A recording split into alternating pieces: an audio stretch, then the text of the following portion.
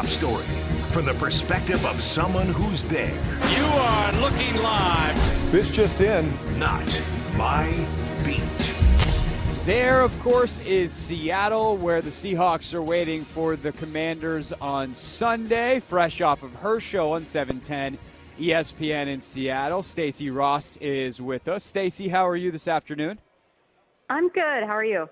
Doing well. So, probably been a very interesting week of radio for you up there after the Baltimore game. Yeah, that's one way to say it. Yeah, Baltimore's done that to a couple teams this year where you're like, we're pretty good. Never mind. The Ravens just proved to us we Never are mind, not I hate myself. as good. Right. So I'm curious, just like, what is the state of the team right now after being shell-shocked 37-3 before we talk about anything related to the Washington game? So we were there at headquarters on Thursday, and it kind of felt the same. I mean, the time that we walk in, they have morning meetings, and it's usually an entire team meeting, or maybe you get some offensive guys in there. They have music blasting, playing hoops. So, I mean, and we don't see them. We're in the room next to them. It's a very loud experience.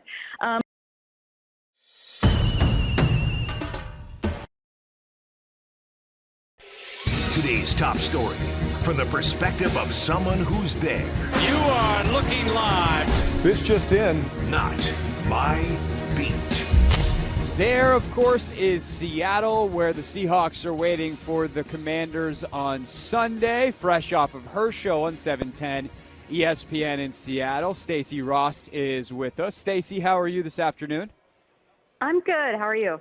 Doing well. So, probably been a very interesting week of radio for you up there after the Baltimore game.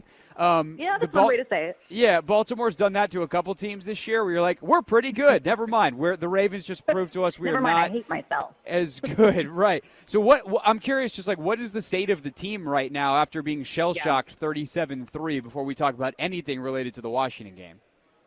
So we were there at headquarters on Thursday, and it kind of felt the same. I mean, the time that we walk in, they have morning meetings, and it's usually an entire team meeting, or maybe you get some offensive guys in there. They had music blasting, playing hoops. So, I mean, and we don't see them. We're in the room next to them. It's a very loud experience. So it was just kind of a regular Thursday, and I think that that's exactly the way Pete Carroll runs this culture, right? I mean, they have the best record in the NFL after losses since 2012. Because of that consistency there. So I can guarantee you that they have Tell the Truth Monday, and then they kind of flush it, and they go, okay, we're done looking over this tape. We're looking ahead. So I've covered, like, really bad losses before, including a couple to Washington here in Seattle, and I always think the same thing. Like, how are they going to bounce back after this? That was a really awkward locker room. And then they're fine. So I've kind of given up worrying about it. Yeah, I remember sitting together in the press box before that 2019 or it was 2017 game. And going like, oh, you guys are going to have a fun day today. Washington can't even dress a full roster. And then lo and behold, Washington's got a bizarrely good record in Seattle. So if the attitude is good, then you get into the actual football. The biggest problem for Seattle, it seems, is Geno Smith and the turnovers, or everybody and the turnovers. Mm-hmm. How do they curb that? Is that a schematic thing to take a little risk away? Is it just taking care of the ball, executing better? What's the talk about turnovers up there? So I don't think it's necessarily a schematic thing, although I think that part of the problem against Baltimore was schematic, and I'll credit my co-host Michael Bumpus for pointing this out. He's an offensive coordinator and a former wide receiver, so he always looks at it from a wide receiver's lens, and he was like, look, they aren't making enough in-game adjustments. I would imagine that they see the same thing on tape that we do, and we'll see if Shane Waldron provides a few more hot routes or just kind of like options for Geno to dump off the ball behind a banged-up offensive line. I think that they're an offense that would like to do a little more play action, get some explosive plays going, and the offensive line just wasn't able to hold up enough for that against Baltimore. But the big issues have been miscommunication, and I think Geno just kind of making some mistakes, plain and simple. It's, some of these are on Geno. He's got 2 in the red zone, 6 interceptions total over 4 games. But you look back at Baltimore, I mean, that interception targeting Tyler Lockett wasn't on Geno. It's on Geno in that, like, everything kind of comes back to the quarterback and head coach, but it was a missed audible that just didn't make it down the line to Tyler. So that's a moment where you watch it as a fan and you think, oh, my God, I'm so tired of this guy making mistakes. And then you look back at the tape, you hear from coaches, and you go, okay, like, none of them are panicking. Interesting. Stacey Rost with us, host up in Seattle, 710 ESPN, also covering the team on the beat. So you can read her work. SeattleSports.com, right? I have that website correctly off the top of my head. Yeah. Excellent. Go, Craig. So proud of you. Brain still functioning on a Friday. You love to see it. You mentioned the offensive line's banged up. And as of pre-trade deadline, going into every single week, the talk was always about this Commanders D-line and the 4 first-rounders and all of that. Now with Young and Sweat traded, they're not quite as daunting from a talent standpoint, but a lot of folks here think like they actually might be better because of some discipline and such. But obviously you've got Allen and Payne inside, still uber talented. What is the concern level in terms of what Washington brings defensively against that banged-up Seattle offensive line? I mean, I think that there is some, obviously, because we just saw the offensive line get absolutely worked by Baltimore. But without being, like, overly disrespectful to fans, which obviously I would never intend to do, I do think some Seahawks fans see it as a bounce-back game. And, like, unfortunately, I think that that's just kind of where Washington has been at times with their record. And, guys, I say this knowing that Washington has, like, kind of kicked the Seahawks' butt in Seattle. So, like, look, I get it. I know that if you're a Commanders fan, you're listening going, how dare they? But, like, I think that that's kind of what Seattle fans are hoping for, too. Like, they just lost 37-3 to the Ravens. They're looking at Washington going, thank God this isn't the 49ers who are looking to avoid a 4-game losing streak. Like, we might have a chance here. So I think that if you're a Commanders fan, I do think that, you look at that offensive line and you think, okay, there's some opportunities here, but they've just been up and down, so it's kind of hard to predict. I mean, the first, 3-ish games of the season, they were really solid in pass rush win rate. It just kind of didn't hold up. So I'm not sure which version we're going to get, but you are going to see some backups out there, that's for sure. The thing that terrifies me is Seattle has a propensity for generating big plays, explosive plays, and Washington has a propensity for giving them up. Why is Seattle, beyond just personnel, they've got a bunch of really great playmakers, why have they been so good at generating those explosive plays? I think they just have – I'm going to put it on Tyler Lockett and DK Metcalf. DK Metcalf, just a big target, right? I mean, he's exactly the kind of wide receiver that Pete Carroll has always wanted. And so I think you get that guy into this system and you look for him to get targeted for a big opportunity downfield and just trust, like, I'm going to throw him a 50-50 ball. He's going to beat out this corner. Tyler is just a reliable safety net. He's not going to get as many of those, 40-yard bombs. But he's always going to be like an immediate read or just a backup. And so he'll come up with some of those surprise plays. As far as explosives, I mean, they are better when the run game is going. Like, they actually had a really nice explosive play against Baltimore. It just didn't feel like it and kind of did nothing. So from a Seattle point of view, it feels like they've had a little less. Maybe that's good news for you guys, but we'll see if they can try to open it up this weekend. So the other side of the ball, one of the things that I'm curious about is how Sam Howell handles the noise. Like, he's played in big atmospheres in the ACC, but it's different when you get hand signals from the sideline for your play calls versus it's in your helmet. And we all know how notorious the sound is up there. When you've seen young quarterbacks make their first trip up to Seattle, especially, let's say, first half or so of their, in Sam's case, it's his second year, but his first year starting. Yep. How big of a factor does that noise become for communication and actually executing? I mean, it's definitely a factor. I'm like totally blanking on the game because it was just this year, so shame on me. I want to say Andy Dalton, who is not a young quarterback by any means, but it was a first start filling in for Young. It might have been him, but there was a team earlier that just had 1,000,005 false starts against Seattle. I want to say it was like 8 or something like that. Oof. So the noise is a huge factor, and Seahawks fans are like well-trained. Most NFL fans are. You can say this about Arrowhead. You can say this about a lot of places. But, like, if they sense one false start, they are relentless. They will not let up. It's like I've been on the sideline. We went down there to film thinking the game was going to be over. It goes into overtime. So we aren't expecting to be on the sideline. And as you know, normally the media press box is much more quiet. And yes. I couldn't hear myself talk. I mean, I was talking to someone next to me, and I couldn't hear what I was saying. And players have said that's what it's like. So I will say that, it's a slippery slope for Sam Howell. If he makes a mistake or two, I think he's in danger of making a lot more with this crowd. Definitely. On our podcast this week, Logan Paulsen, who used to play for Washington, said it's the only place that he's ever lined up at tight end, tried to yell at the tackle next to him and couldn't hear. It's wild. It's truly, you cannot, on the field, you cannot hear the person next to you. Yeah. Last but not least, what, like, prediction wise, you're a radio host now. You're not a reporter. We just play sometimes reporters during the week. You host a daily show. I'm making you make a prediction. What do you think happens this weekend? Okay, so I am maybe more optimistic than is like maybe more pessimistic Commanders fans. I think this might be a closer game than we think. I know the Commanders are allowing the second most points, so I think there's an opportunity for Seattle to find the end zone. I'm going like a 27, maybe 21 kind of thing. Seattle's defense still looking to bounce back. Okay, I got 27-24 Seattle, so we're pretty on the same page We're there. twins. We're twins. Stacey Ross joining us from ESPN 710, or 710 ESPN, I should say, in Seattle. She's on middays there. They do a fantastic job at that station. Stacey, thanks so much for the time, and enjoy the game this weekend. Hey, good talking to you. Thanks so much. All right, that is Stacey Ross with us, everybody, here on the Hoffman Show. When we get back, Dave Johnson joins us on a Wizards game day. We're live at District E on a Football Friday presented by your local Honda dealer. Experience power, performance, and ruggedness with Honda. See your local Honda dealer today.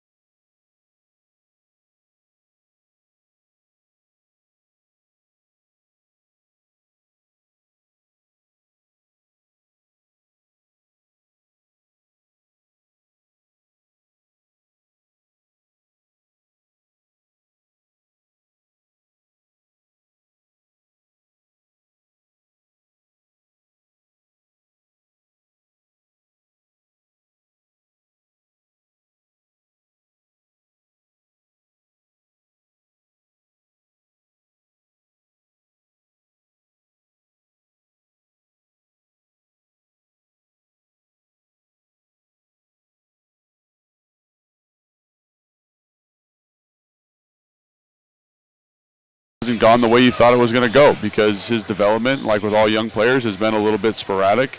You trade away, the two defensive ends weren't really playing as they were kind of billed to be playing. I think Montez was having a pretty solid year, but Chase's inconsistency was very well documented. So the defense is more than jack, but I think that's your job, is to kind of find some level of consistency and bring young players along. And right now, they're having to bring young players along. Like Jamin Davis is going to be playing more Mike. Lee Hudson's playing some Buffalo nickel.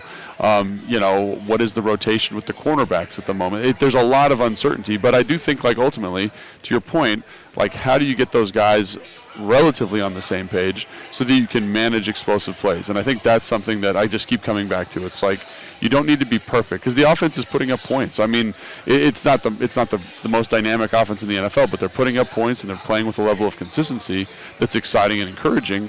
And you just need to get something from the defensive side of the ball that supports that. And I think this week is an interesting opportunity to get that done because, like you mentioned, Geno Smith has been nowhere near what he was last year. Their offense on a down-to-down basis is relatively inconsistent. So it seems like an opportunity against a team that's very talented to kind of get right. And I think that's where the story lies for me today is just saying, where is this group at, and can they just be on the same page? Right. Can they can they manage some of these mental mistakes? And that doesn't seem like it'd be that hard to do, but having coached, it is hard to do. It can be really challenging, especially if it just isn't clicking with the personnel. So I think last week was a good sign. They were better than the week before, but like we've talked about, they've been better versus bad quarterbacks. And I think Geno Smith is better than Mac Jones. So what does it look like right today? now everybody's better than Mac Jones. He got benched for I've never seen that before, by the way. We got one drive to go win the game. We're going to bench our starter that's played the entire game for Bailey Zappi, or for anyone, in this case Bailey Zappi, who on a fake spike throws an interception to end the game.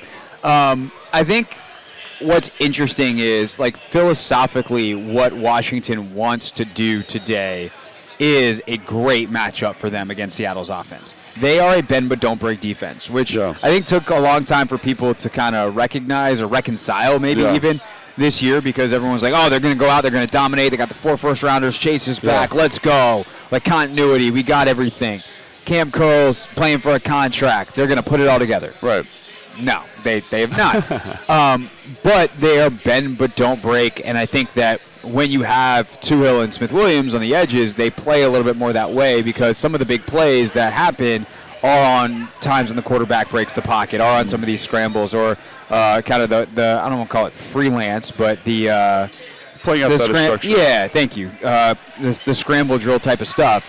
And those are less likely to happen when you do a good job of pinching the pocket and rushing with integrity and having discipline. So I think that if Washington can execute their game plan today, they have a chance to play really, really well defensively.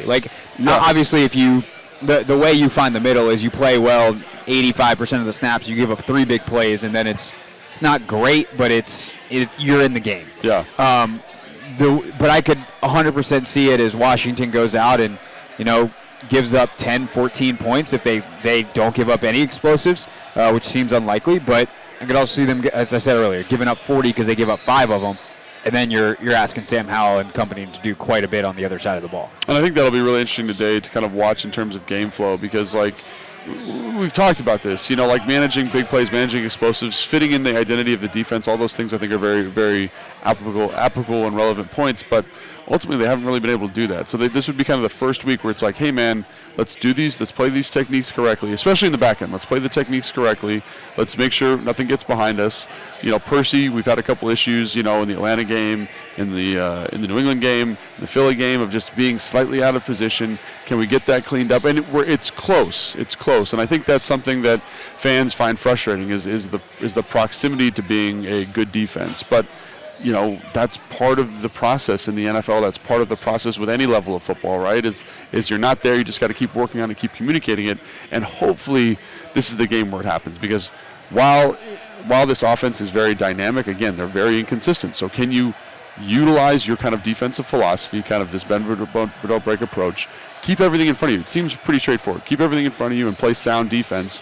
And really, that's what we're asking today. I mean, ultimately, that's what it comes down to defensively. You don't need to be great, you need to be good. And if you're good, that gives the offense an opportunity to just kind of be what they've been the last couple of weeks and win this football game for you. And I really think that is the game, especially defensively in a nutshell. So other things I have an eye on, we have an eye on defensively today. Like, how do they rotate those defensive backs specifically? Yeah. What are the matchups with Emmanuel Forbes? Which do you try to exploit? Which do you try to avoid if that's how they're going to play it? What level of aggression do they have? We'll get into all of this between now and 4:25. Yes, you get a bonus 25 minutes of us today live here at Tap Sports Bar, MGM National Harbor, with a highly distracted Logan Paulsen. I'm a highly distracted Craig Hoffman. Games everywhere. Come out, hang out with us, watch the games, check out the show. Come say hi to us in a commercial break. When we get back, though, we will talk about that Commanders offense and what they can do against a fast but maybe overrated Seattle defense. I'll explain next. It's the Take Command pregame show.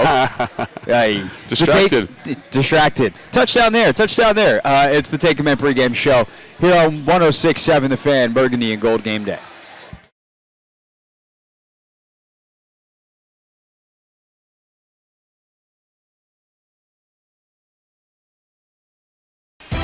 It depends on the story, but maybe we were playing Cincinnati. So Logan catches this touchdown. Oh, that's right. Yeah, that was Cincinnati. Yep. It was Cincinnati. So we put in this play, and it was like, I think we called it Hoss Juke or something like that. I can't remember what we called it in that offense, but Logan's on a seam, right? So he's our vertical threat, taking the top off the defense. Digging out, guys. We're talking in the week. I don't think we ever said it in the install with those guys, but they're like, listen, Logan's not even in the progression. He's taking the top off this thing. We're trying to work this little option route down. And they bust this coverage. And I mean, he is screaming wide open. I wasn't even supposed to be on the play. They were supposed to sub somebody else in because I thought I was too slow to run this route. Just for the context here for everybody. So he's screaming wide open. And I'm like, Matt, throw it at his back shoulder. You might hit him in stride. If you try and back shoulder him. Threw it right at him. He catches it. It was an awesome touchdown. Just the celebration afterwards was so much fun. For me, it was always fun celebrating the touchdowns with the guys that didn't score them all the time. You know, like take that, Julio Jones. Yeah, and I'm not. I'm saying that, but like your role for us was you did the dirty work, and when you see guys that do the dirty work get rewarded for it, that was really cool. Something I'll never forget. The caveman. Yeah. And the caveman was in there in the end zone celebrating. It was awesome.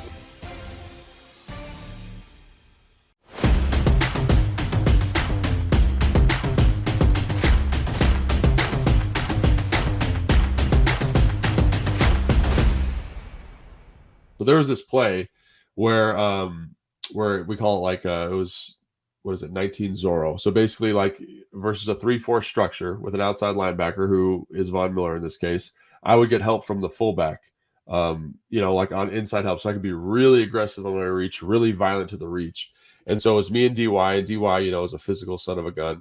And so we take Von Miller and we put him, like, no joke, in the water cooler. Like we put him way out there on the sideline. And we were like, this guy ain't nothing. Like we're going to, we were so fired up. And so it ended up being like a 25 or 30 yard gain. So we were all fired up, and then Kyle's like, all right, let's come back to it. So like 2 plays later, we're running again, and we're running to the right. And I was like, oh man, we are about to tee this dude up real quick. Just tune him up nice and good. And so I go out to get him, and I'm firing off the ball. My hat's low. I'm flat back. And I swear to God, like he was about as close as my hand was to my face, and he just disappeared into like mist. And he like swung me, and I fell right on my face, and I just was like, oh my gosh. And like I went back and watched the film, and it was crazy how quickly he was able to like do his little basketball weave and then like just disappear from my vision and get inside and make the tackle. And I was like, oh, so now he's upset. So then the next play, I'm like all tentative and nervous, and I felt like Vaughn did. I watched this on film, so I knew he did this. But he does a really good job of like kind of like playing it like a boxer a little bit. You know what I mean? Like kind of rope-a-doping you a little bit. So like he lets you get one, right? Where I got after him. He makes you look like an idiot.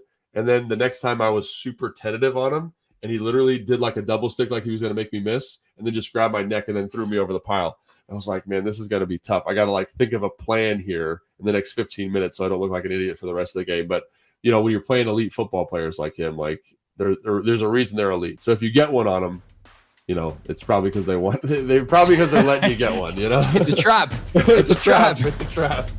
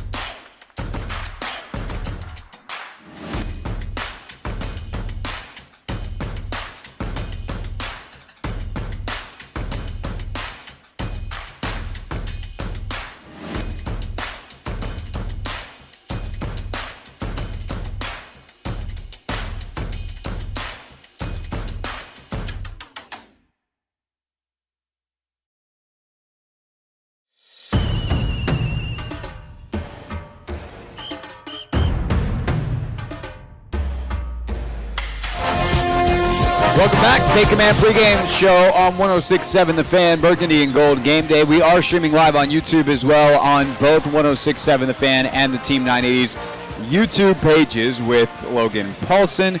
I am Craig Hoffman. Plenty of action around the NFL, obviously in this 1 o'clock window, but like plenty of action in those games, Logan. Baltimore started with a pick six of Deshaun Watson by Kyle Hamilton. They're up 7-0. Brandon Ayuk, a touchdown for San Francisco. They're up 7-0. Minnesota up on New Orleans 3-0. And Pittsburgh's up 7-0 on Green Bay. Cincinnati's also up 7-0 in their game. Trent Irwin with the touchdown, who's got a haircut that is very Logan Paulsen. Yeah, proof. very long, very straight, a little straighter than mine, but I respect that. Looks like he's a bit of a redhead as well. Yeah, we got or blonde, overly blonde, or red, either way. Yeah, somewhere in the Logan Paulsen hair color family. Yeah, 100%. So that's the updates from around the league. That was a hell of a play by Lamar. Look at this play. Back to, ooh, dang, he is something else. Might even call him an MVP caliber player. So Seattle, Washington obviously has our eyes for most of the show today. We'll check in with Kevin Sheehan coming up in just a few minutes. But I think Seattle's defense is very interesting. They have played a ton of bad offenses this year. You have also seen as Baltimore scores again. Good gracious. They're dump good. trucking They're good teams. at football, yeah. All right, let's focus. Yes. So you got a Seattle defense has played a bunch of bad offenses. They, by the way, to actually make this distraction by the Ravens make sense, got absolutely wrecked by Baltimore last week. Baltimore's good. Baltimore's now looks like they're about to do that to Cleveland. They've done it to Detroit as well. Yeah. They've done it to a lot of good teams. So when you think about this Seattle defense and watch them on tape, is this a defense that statistically looks better than it actually is, or does it kind of balance out with what happened against Baltimore to kind of say like, no, they're probably a better than average unit. They got a lot of speed on the field, and how do you then match up with it if you are Eric Bieniemy in Washington? Yeah, I think it's a really good characterization of what they are. I think they're like a good defense, a fine defense maybe is the right word I'm looking for there. They obviously have some very, very talented guys in the back end. Bobby Wagner's playing middle linebacker for them. They've got guys who are good athletes. They seem to kind of attract a very specific type of football player. The defensive line is specifically on the edges. They've got guys with pass rush ability, but no one that's been overly productive outside of Boye Mafe. So they're a good defense. They're not a great defense. And I do think when you're a good defense, your statistical production is going to be elevated by going against bad offenses, right? They've played some They played some offenses that aren't very good. They played obviously Arizona with Dobbs, and that game was way closer than it should have been. They played Cincinnati really early in the year when Burrow was nursing his calf. They had another game earlier, again, against an offense that's not very good. So they had like three games. Carolina, I think there was another one in there too where it was like they held somebody to a low point total. So we'll get that to you in a second. But I just think that's kind of who they've been. But when they play bad teams, you have to play well. And I think they've played well. And I think the other thing that people kind of forget in the context of this defense is that the Seattle offense has been turning the football over a ton. So the defense has really kind of been carrying this team a little bit, and I think there's tremendous value there and kind of not underrating what they're doing defensively. They're playing very consistent in terms of coverage structure. They don't do anything crazy. Cover 3, cover 2, a little bit of man. They bring 5-man pressures. Adams is a guy that they bring quite a bit. They bring the nickel quite a bit. Nothing exotic, but they're just really good at what they do, and they've got good enough athletes that help you get away with it. So from that standpoint, yes, I think they're a good defense, fine defense, however you want to characterize it, but they are playing well and they're playing consistent, which is something that I think we would be really happy if we had that here in Washington. I think this team would like the record here would be crazy different, and the kind of outlook on the season would be crazy different if we were playing at the level of Seattle. So I think there is a lot of credit that needs to be given to that group, because if you look at it, I'm trying to think, against Cleveland, for example, the offense turned the ball over, I think, 3 or 4 times in that game, and the defense held them to 22 points. And granted, they had a backup quarterback. P.J. Walker's not making anybody stay awake at night, but that's good defensive football. So I think that is something that needs to be acknowledged about this group. This isn't going to be like a pushover game. But if you're EB, you can kind of say, hey, man, we kind of know relatively what they're going to be doing and when they like to do it. Can we game plan and scheme accordingly? On the way down here, I was just thinking about all the cover 3 beaters that I hope to see today that we've seen in the past couple of weeks, because they do run a lot of cover 3. What are your answers versus those plays in cover 2? You feel good about all of it. It's just about making sure you get it called, make sure you get it protected, handling Boye Mafe, handling Leonard Williams, and I think you're going to be. This will be a really good test, I think, for the Commanders' offense, because I think this defense, like I said, they know what they do. They've got good athletes, and that's a dangerous combination in the NFL. Yeah, for sure. So, ironically, the team that we're also thinking about is the Giants. They beat them 24-3. There we go. And it's important to mention the Giants because this defense is a little different now, because they do have Leonard Williams, who they traded from the Giants just a week ago. Of course, that didn't really help them that much last week against Baltimore, but I digress. I think we just got a question in the YouTube chat that I think is actually a really interesting one, because they've got good corners, or at least dangerous corners, I would say.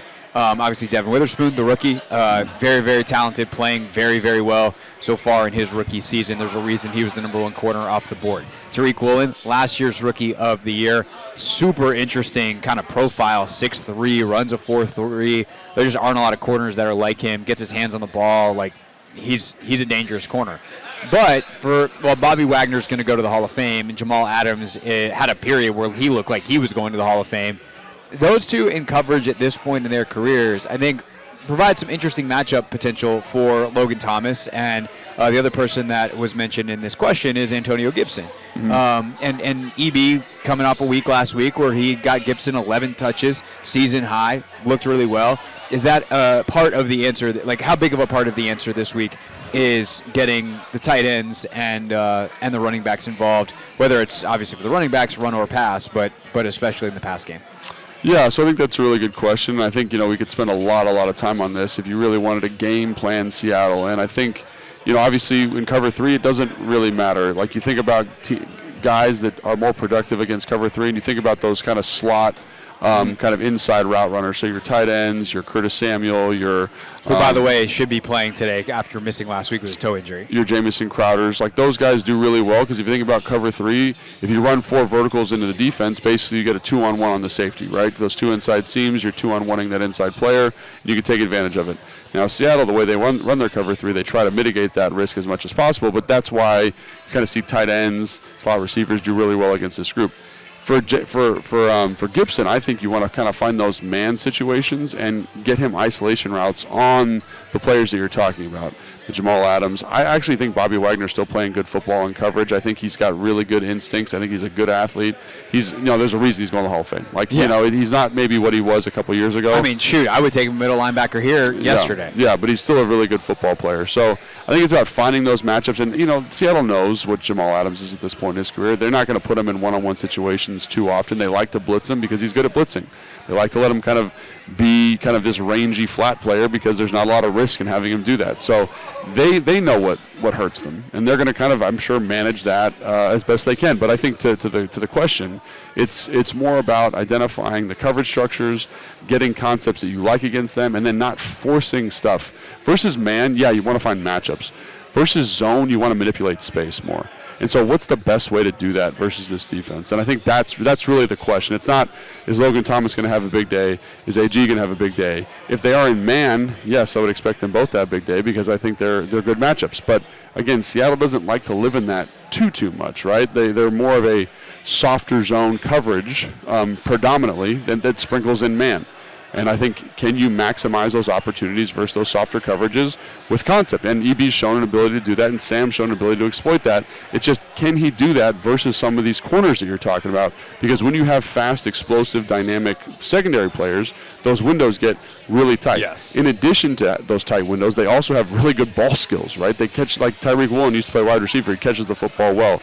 Witherspoon catches the football well. Trey Brown leads the team in interceptions with 2. Like, they have good ball skills. So it's about finding the space, maximizing the space, because the windows are going to close quickly, and then not making a catastrophic mistake, throwing the ball into somebody who can actually catch it in the back end. Right. So the other way that those guys, and specifically Gibson, gets involved, but tight end screens are a thing too, is the screen game. Yeah, and EB's used that a lot more the last couple weeks. Sometimes against soft zone coverage, it's a great thing because your linemen can kind of run forever until they actually have to hit someone. So you get a ton of, like, even if you don't wind up busting a 30, 40-yarder, it's a good way to pretty easily get 7, 8 yards.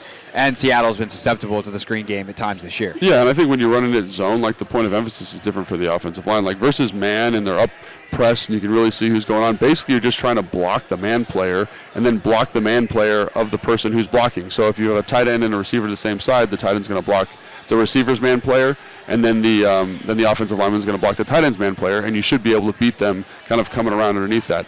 In zone, it's really about taking the space that the defense has already established and maximizing it. Mm-hmm. So can I get the blockers out on these kind of space players and keep them in their locations so that we can kind of manipulate this underneath kind of zone?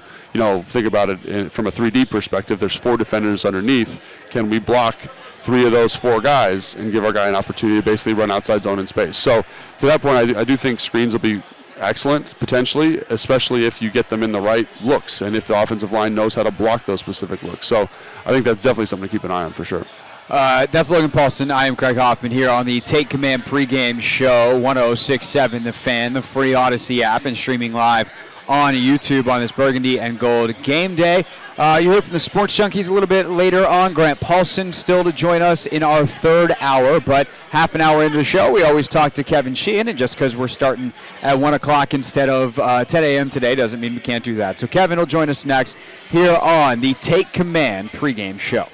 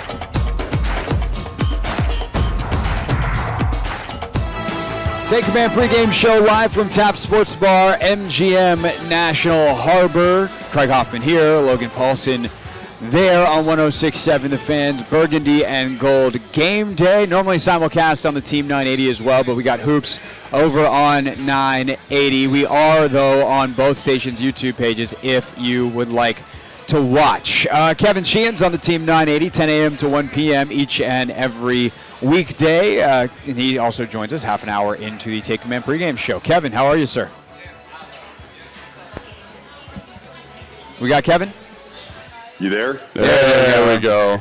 All righty. Now we got Kevin. How are you? What's up, boys? Today's a great day, Kevin. We get to sit here, talk football. We get to watch a bunch of football. I'm sure you got a bunch of games on right now as well. But when you focus on the Seattle-Washington game, you know, we started off talking kind of the offense has something to prove today, the defense has something to prove today, but which one is more important to actually getting the win? Where do you fall down, or where do you come down on that? I mean, I don't have a lot of confidence defensively right now in them. I think, you know, if you watch the morning game, you know that the Patriots obviously are a team that's struggling right now on offense. And they're going to face a completely different challenge today with the receivers, and I think with two really good backs, including the rookie Charbonnet. So I think maybe their best defense today is their offense. And you know, controlling the ball. They ended up with 21 more plays in their last two games than their opponents. You know, moving the chains, you know, getting Sam into a rhythm with a lot of that quick game that, you know, we've all three of us have talked about over the last 2 weeks, and keeping a defense on its heels. I know there's a lot of emphasis on how bad Seattle's been against the run, but I'm not expecting Eric Bieniemy to become a run-first coach today. And a lot of that could be a little bit misleading with how Baltimore ran the ball. They've done it against everybody this year. So offensively is where, you know, I hope to see what we've seen the last 2 weeks. I hope it's not just a 2-week aberration, but a trend. And if it is, I think they're going to have a chance to be in this one and win it. Yeah, you talked a lot about the offense there, and I do agree that the offense has been playing well, and it's probably going to be their best defense today. But, you know, what does the defense need to do in your estimation to just kind of get back to average, back to the mean here this week against Seattle? Well, they got to stop all these explosives. You know, last week they did a decent job against a pretty bad offense, but they gave up a 64-yard touchdown run, and that's been the Achilles heel all year long. You know, these big chunk plays, these big explosives, whether it's, you know, communication in the back end or just poor execution in coverage.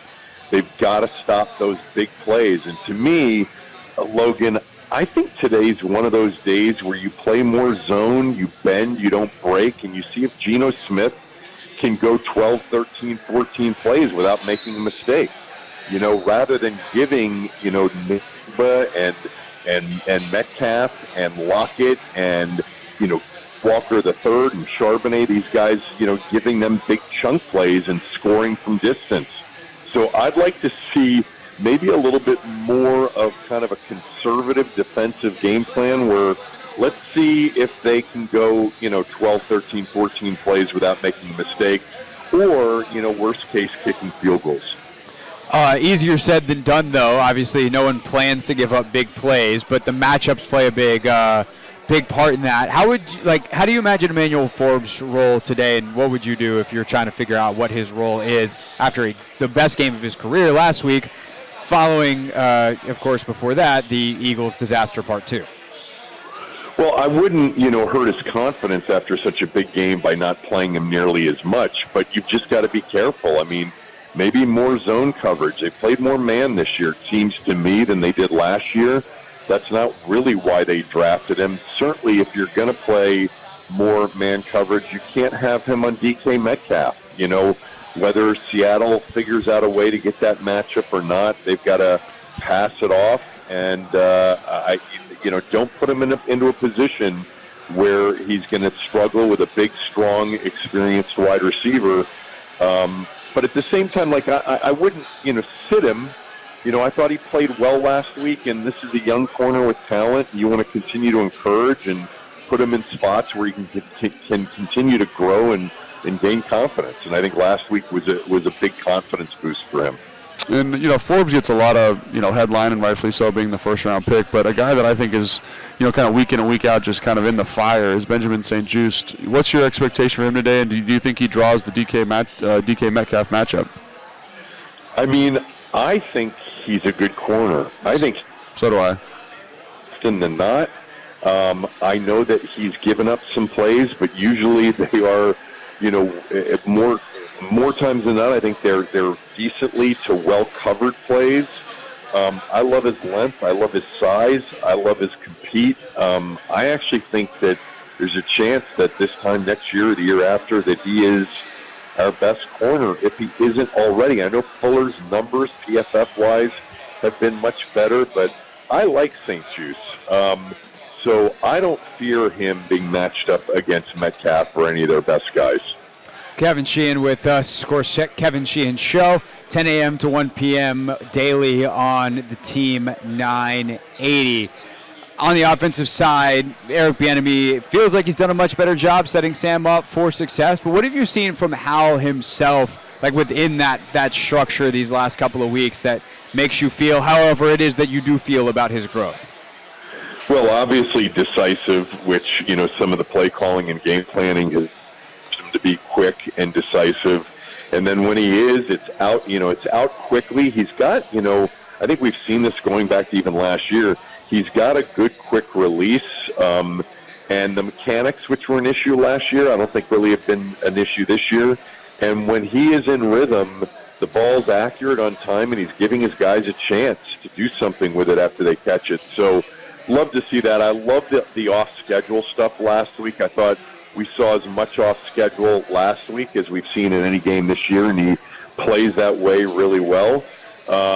And, yeah, I mean, I think the key here is on the road against, a team that thrives at home with a loud environment, with clearly, the ability to disrupt an offense, get it out of rhythm. You've got to have all your ducks in a row. The silent counts and getting to the line of scrimmage with time and maybe some quick counts and making sure that you're not dropping them back 5 to 7 steps against this team in that environment. Hopefully a lot of stuff quick, and I'm sure Logan can speak to, when he is third and long and you've got to drop them back, making sure that they've got stuff that's hot. Yeah, absolutely. And I think, you talk about Sam Howell and his development there quite a bit, but I think the other one is like EB. And like, what have you seen from him over the last couple of weeks in terms of his development as a play caller? And is there a new wrinkle today that kind of, helps Sam Howell's development even more? I mean, I hope there's not a lot of new wrinkles because I liked what's worked the last 2 weeks. But if they're playing to sort of, stop the quick game and playing more press, they're able to take shots. They're able to three-step drop and take shots with Diami or with Terry, or, there could be some man coverage, back shoulder kind of throws that get out quickly. Again, I think a lot of people are going to focus on Seattle's inability to stop the run. I just don't see Washington becoming a heavy run-first team. But I loved last week that they got to it more than they've gotten to it at any point this year. But I think it's got to get, early on, just a lot of the stuff to get him in rhythm and get the defense a little bit on its heels. But I like our backs maybe more than the rest of the league does, and it wouldn't be a bad thing to be able to run the football in this environment. All right, who you got? I like Washington's chances today. I do. I think that I like them plus the number. It's falling, by the way. It's down to 5.5 in spots. And, Seattle, I saw this number, guys. I don't know if you've seen this. Pete Carroll has won 67% of his games off of a loss. Yep. Since he got there in 2010. And they have been a well-coached team, always motivated, and if a lot of those wins came at home, we understand why. But I think there's a chance Washington hangs in there and wins the game today. I had Stacey Rost on my show on Friday, who covers them up in Seattle, and she described, or I think the term she used that they use is "tell the truth Monday." Yeah. Basically, they come in after a loss, they watch the film, they tell the truth, and then they flush it. So They've got a system up there that allows them to bounce back, but they also haven't lost many games like they lost last week, 37-3 to Baltimore, so we'll see what happens today. Kevin, always appreciate the time. Enjoy the games in the 1 o'clock window. Enjoy the Commanders game at 4, and we'll talk to you next week. All right, guys, thanks. Kevin Sheehan with us here on the Take Command pregame show, 106.7 Fan. We move around so much, man. I was about to say the Team 980, 106.7 The Fan. We're not simulcast today. We're just on 106.7 The Fan on the radio. Of course, we are on YouTube on both stations. We're always on the free Odyssey app as well on 106.7 The Fan stream today. So plenty of ways to consume us as you bop around. If you're running some errands, want to keep listening, want to watch. If you're watching now, you have to go run some errands. We're on the radio. We're on your apps. We're everywhere previewing this game right up until kickoff at 4:25. Make sure you get Kevin's reaction tomorrow starting at 10 a.m. on the Team 980. When we get back, Ron Rivera, very chatty on Friday with the media. We'll dive into some of what he said next in our Coach Speaks segment for the Junkies. Join us at the top of the hour. It is the Take Command pregame show on a Burgundy and Gold game day.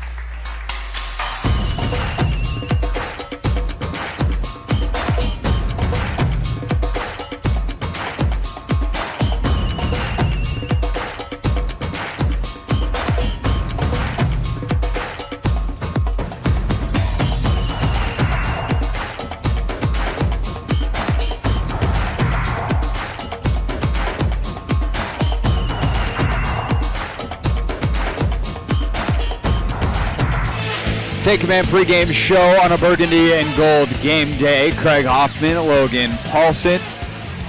We are on 106.7 The Fan, the free Odyssey app, and streaming live on YouTube. Don't forget, after the game, Take Command postgame show. Probably be around at these 4 o'clock games, man. We're it's a late postgame show. Probably around 9 o'clock or so tonight by the time we are able to get on the air, but about 90 minutes after the end of the game. So that's kind of the ETA, but make sure you're subscribed to us on YouTube. You'll get the alert that says, hey, Team 980, 106.7 The Fan is live. Then you just click on it. You can watch it on your phone, or you can flip on your smart TV, however it is that you want to take in our instant reaction. That is a YouTube exclusive until the morning when it hits the Take Command podcast feed. All right, Logan. Typically, I know you haven't been to a lot of Friday press conferences because you played football in the NFL. I was a reporter, and I went to many Friday press conferences, and they're typically short. It's like, all right, what's the injury status for the game? Question here, question there. Coach is ready to get out of there, especially on a Friday before a road game. We got stuff, we got to pack, we got to get stuff together. That was not Ron Rivera this week. He was ready to go. You ready to see these transcripts? Boom! Long transcript. That is a long transcript. And the big topic of discussion as we hit our Coach Speak segment here, where we take some of what Ron or AB or Jack says and try to translate it from Coach Speak into plain old regular English, was about Sam's development and kind of where the offense is. Yeah. And John Keim, our buddy, our pal, we had to say his name in the first hour of the show. It's the rule. Almost missed it. Almost. Whew. God. They're going to void our contracts there. The analytics, what are the analytics? What are the numbers? What's the data say behind Sam's sacks and the reduction of them over the last couple of weeks? And the crux of what Ron said is basically, in combination with some answers to some other questions, is he's growing into this offense. To say that he's grasped the offense is, I think, overstating it. Sure. We've custom built the offense to him and tried to expand it as we went. Yeah. And things like motion have been added back in. And as that's gone on, some of the performances obviously gone better as Sam has grown and the offense has been better for him. Yeah. What do you make of those answers and of the validity of them and why perhaps you've got better results these last couple of weeks? I mean, I think that's 100% kind of on the nose. It's not like Sam is growing in the offense. He understands where the ball needs to go. He understands the timing, and he understands his role in taking sacks. You can tell each and every week. I think back to the New England game, and I think that New England defense is good. They're not great. I think schematically they're great, but they don't have the physical talent to kind of elevate that scheme the way it has been in the past. But one of the things that really sticks out to me is just, you can see he's thinking about stuff at that next level, phase 2. It's not just day 1 install. It's there's layers to the whole thing. So I think that's where I'm watching the games, especially recent games, Philly, same way. It's his ownership over the offense. He's not always doing it exactly correctly. There's times where he's vacating clean pockets. He's leaving when he shouldn't. He's escaping back when he shouldn't. But I think you see a general progression with him of basically saying, okay, I know they're blitzing. I know that this is where the ball should go. And I think that is a huge deal in terms of understanding, kind of the stuff that he's talking about is how to manage that sack number and how to kind of bring down that percentage of turning pressures into sacks. So the exciting radio where I read a quote, but I thought this was interesting. I'll try to paraphrase where I can, but on how being able to grasp the offense quickly. I wouldn't say he grasped it quickly. He's growing in it. Those first few games, obviously, that first month and a half, the sacks were concerned. We looked up all those things that John said, the analytics referred to in the previous answer, and just tried to see where we could be with it. There's been a growth period, and I just think he's on time. This is kind of where you would expect it to be, playing him as much as we've played him, giving him the opportunities that he's had. He's shown some good growth, and again, he still has a ways to go. By no means where we want to be. But what I'm excited about is how we have played in particular games, the things that you've seen from him in particular games. He highlights the Philly games, and some of the 2-minute drills where he's been really good. And to finish out the quote, now the trend is up, at least I think it is. Maybe I'm overstating it, but I just think he's showing the growth that we were hoping to have. And I think that's fair. And, I certainly have been one of the people, doing a daily talk show and being occasionally annoyed by Ron's continual answer of every question with, well, we have our quarterback. But that doesn't mean when we're asking about the quarterback that this isn't a valid answer. I just am annoyed when we ask about defensive line and getting pressure on the opposing quarterback that it's like, well, none of it matters because Sam Howell's on track. Woohoo! It's like, it's not really the how you win. It can't do whatever. But I do think that here Ron is telling the truth, that there was almost an obsession with the ceiling of Sam. Yeah. And you forget that it's not going to be ceiling all the time, and that there's going to be dips and there's going to be places where you see the youth, you see the inexperience. And then what's cool and what's fun about watching young quarterback, which we haven't done here in a while, is that you actually see those start to dissipate. And you see the development happening right before your eyes, where something that didn't happen 2 weeks ago happens, and you're like, oh, yeah, look at him go. Yeah. And then you just hope that it doesn't happen, it doesn't regress, and that it's as linear as it possibly can be with a trend line pointing up. I think that's the thing with young quarterbacks, especially the consistency of it. I think that's a huge deal. I think, because we've seen him do amazing stuff. Yeah. We've seen him for a drive look awesome, and then we've seen him look bad. And I think it's just about finding that level of consistency. And I think that's part of the growth that Ron's talking about, is you're just getting each and every week a more consistent football player. And the more consistent he gets, the better it is, because you can build off of those things. You go, hey man, I know you saw that time, great job. Now we can stack on the next thing. We can say, if you see that, now we can check the protection. Now we can do some of this stuff, which you're starting to see layered into the game plan. So, we've talked about on the podcast, we've talked about kind of at every opportunity how excited we are for Sam. And one of the reasons we're excited for him is because there does seem to be a growth each and every week. And I do think that some of this stuff you see here with with Sam, especially going up against Seattle, is like, does it continue against the defense that, might be a little bit fugazi, but is, by at least to my eye, a really well-coached, well-disciplined team. And, it's a little bit different than Philly. It's a little bit different than New England. Can he continue that versus this team? And a big part of that is EB kind of developing him. But to Ron's point, each and every week, it's the bubble's expanding, his perspective's getting better, and I think that's extremely valuable. No doubt about it. All right, still to come next hour on the Take Command pregame show. We will hear from the Sports Junkies coming up next, some of their thoughts on this game. Then 2:15, tail of the tape. What can we take out of the New England game that is either cause for optimism or perhaps cause for concern? I think we might do a cause for concern edition of Tail of the Tape coming up at 2:15. Get you caught up around the NFL. A lot of the games will be at halftime by 2:30, so we'll get you the scores and who's playing well, all your necessary fantasy updates at 2:30. And then coming up at 3 o'clock, we'll take a closer look at the Seattle offense versus this Commanders defense. That's all still to come and more, including Grant Paulsen's visit on the Take Command pregame show on a Burgundy and Gold game day.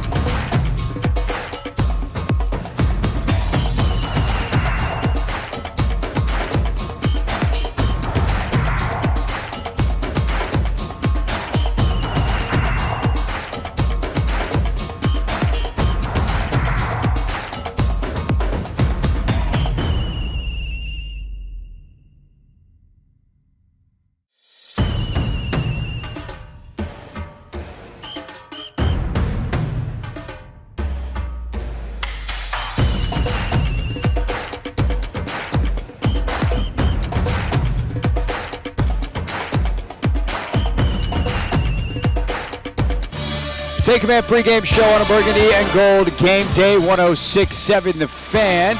Hour number 2, whether it's at 11 a.m. or in this case at 2 p.m. with the 4:25 start today, means we hear from the sports junkies. So, guys, go ahead and take it away. Their thoughts on Seahawks and Commanders.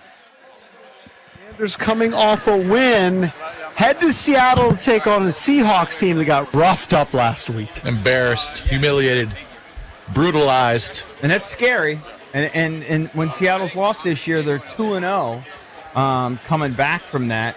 But I think we might have stumbled onto something here. I'm a little bit cautiously optimistic. I think it's going to be difficult. You can go either way, obviously. I mean, Seattle being a 6.5-point favorite, though, I think is just disrespectful. But I think Bieniemy and Howell have kind of settled in a little bit, and I'm hoping that we can continue. Because let's be honest, if the Commanders have any playoff aspirations at all, you can't even discuss it if you lose this game. I would agree they found something offensively in the last 2 weeks. They've been much better, okay? But take into consideration the teams they've beaten. They've beaten the Patriots and squeaked over them. They beat the Falcons, kind of squeaked. They beat the Cardinals and the Broncos. All right, so the 4 teams they've beaten are all poop. Mm-hmm. So it's not like they're beating good teams. So, okay, Howell's playing much better than he was, a few weeks ago. And the team is playing better offensively, but they haven't beaten anybody.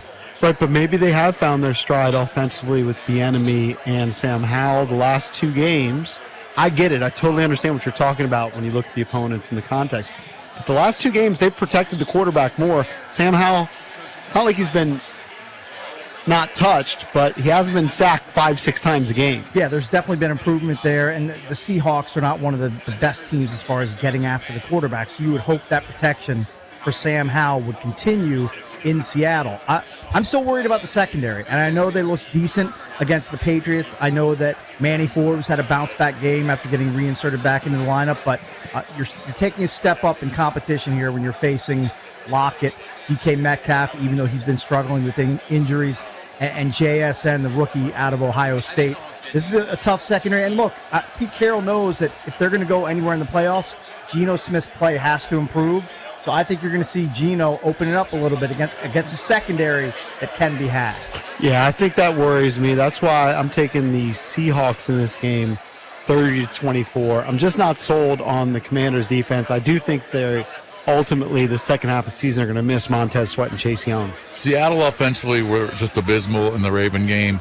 I mean, they ran for 28 yards. All right, Kenny Walker ran for 16. He was their leader. DK Metcalf had 1 catch. Mm-hmm. Tyler Lockett had 3. I mean, they were just terrible for 60 minutes. They're not that bad. They're going to be much better. They're going to be at home, West Coast. They're going to play much better. I got them 34-26. Yeah, and that's the other factor. They're at home, which we know is going to be loud. Sam Howell talked about the loudest stadium he's played in was at Virginia Tech. I think it's going to be different in front of the 12s, and they're 3-1 so far this season at home. I think it's a shootout in the Pac Northwest. I think Geno outduels Sam Howell. Even though Sam Howell's been very impressive, 14 touchdowns against just 9 picks, and he's slinging it. Like, Bieniemy is not giving him a watered-down version of the offense and put a lot on Sam Howell's shoulders. I just think this is one where the defense allows 30-plus points, and they're not quite able to keep up. I like Seattle 31, Washington 24. Seattle's obviously a difficult home field. It's a difficult place to play, but Washington, for whatever reason, is 7-1. 30 seconds. They're struggling this year on third downs, third down offense, third down defense. Their average time of possession this year is like 26 minutes. I think the Ravens showed a blueprint on how to beat them, just shove it right down their throats. We might see more Brian Robinson and Antonio Gibson this week than we have in weeks past. I like my boys on the road in an upset, 27-20. Tell you what, EB, if that happens, it's going to be a fun Victory Monday on the Junkies. Back to you, boys.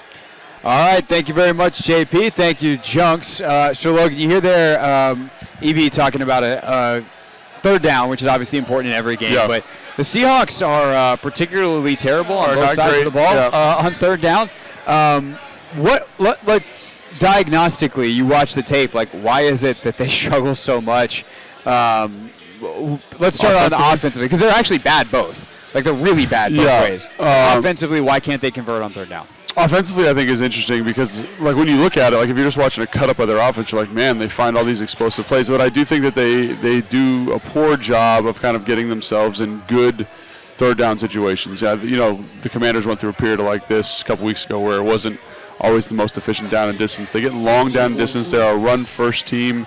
Run-first teams, if you're not overly efficient on first and second down, running the ball kind of leaves you susceptible to poor down and distance, obviously. So that's one thing. And then I think they are kind of such an aggressive team in terms of pushing the football down the field that when that happens, obviously that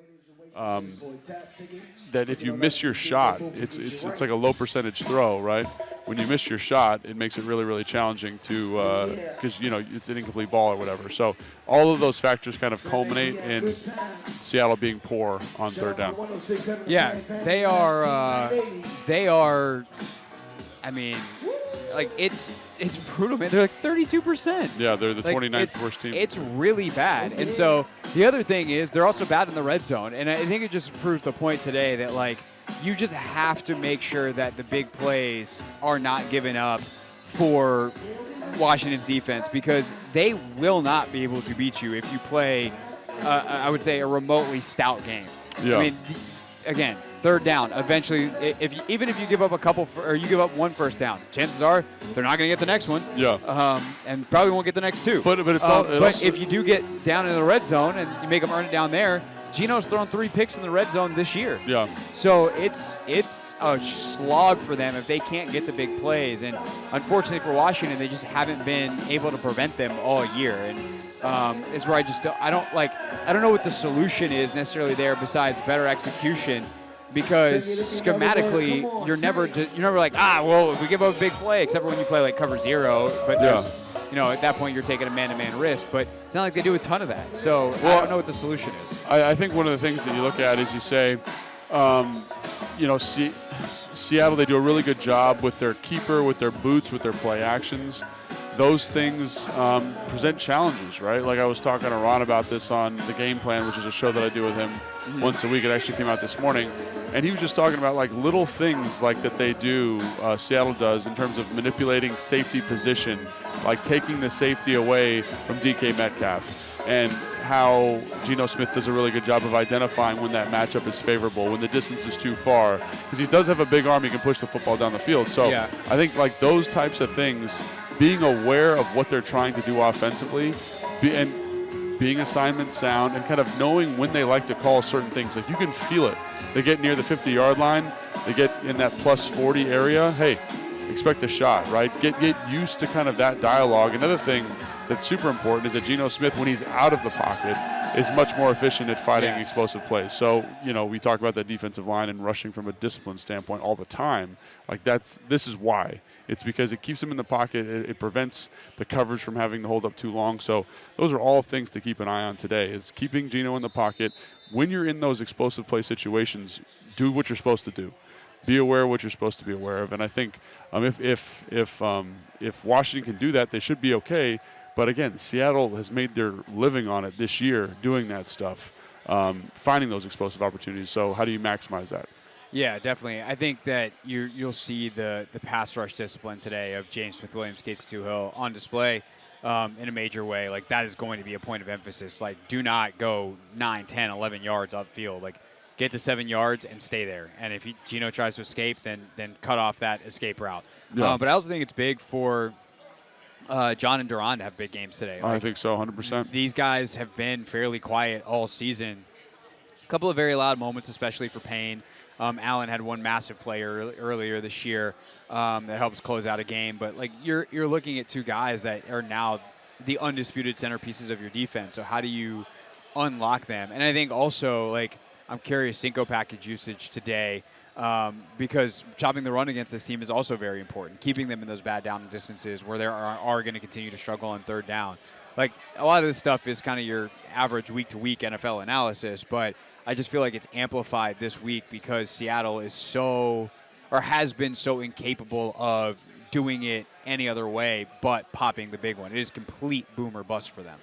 Yeah, and I agree. And so to that point, I think if I'm Jack, if I'm this Commander's defense, I don't really care if they run the football. I almost want to encourage them to run the football, and I want them to kind of get in these long, monotonous drives. That's what I want from them because, like you said, not only are they very kind of reliant on the big play, but Geno Smith has been turning the football over a little bit more this year.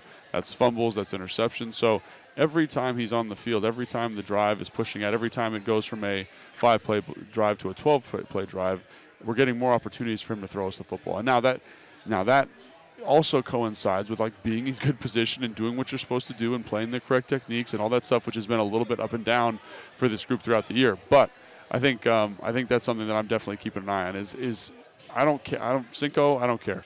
Let's get in 4 down. Let's get better coverage guys on the field. Let's match up with their coverage players. Probably. Yes, I would think so. I think you want to get as many good coverage players on the field as you can.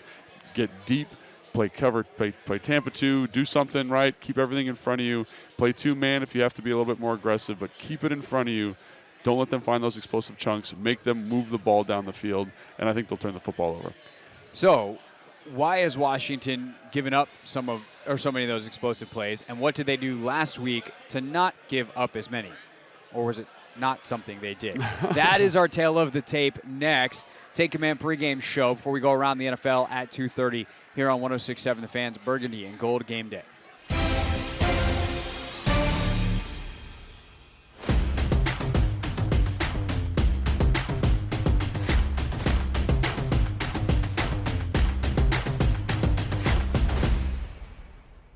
We have a new submission to the Real Things Hall of Fame. The F-35 is a fighter jet that the military has. It is very expensive. Very expensive. The F-35 program costs the U.S. government / the military over $1 trillion. Like, this is one of the most expensive things in the U.S. government's budget is the program that makes these planes. Each one is incredibly valuable and expensive. And something happened during a training mission, but this jet leaves, they go on a training mission, and it's in stealth mode, apparently, and the pilot has to eject. So the pilot's like, I'm up out of here. Pilot lands relatively safely, has, I think, an injury or two that has to be tended to, but, like, is alive. But then they lost the jet. So the jet disappeared from the radar. The U.S. government's like, well, we don't know where the jet is. And so the Buford, which is the suburb not suburb, it's in South Carolina. It's by Charleston. Close enough. If people are actually from there and don't want to say that and want to say it's by Hilton Head, I know I grew up in the state. Leave my geography alone for the sake of the story, which I've now made less efficient by telling you all of those things because I can't help myself. Talk about a plane crash. Hey, we're back. So the F-35 gets essentially lost, and they're like, I don't know where this very expensive warplane went. And lo and behold, sometime the next day or later that day, it crashes somewhere, and luckily no one's hurt.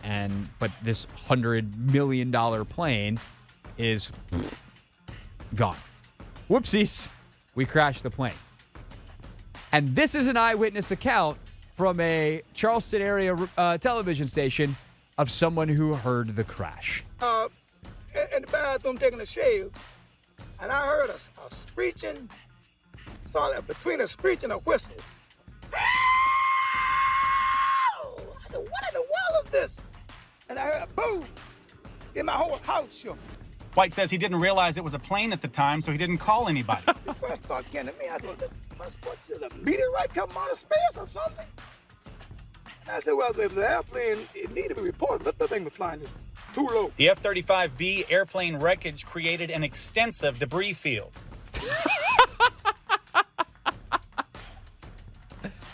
That voice, we gotta get a drop for the voice because it might be better than Steph Curry's. I was gonna say, I feel like we have to do a comparison. Can I pull this off with? Yeah, okay. So I had to compare or see if I had enough channels on the board to do this. But we got Steph Curry here. We got Charlie Brown here. And we got our mans here. His is better, though. I think his is the best one. His is definitely, it's not quite Charlie Brown. It's definitely close to Steph Curry, though. Yes.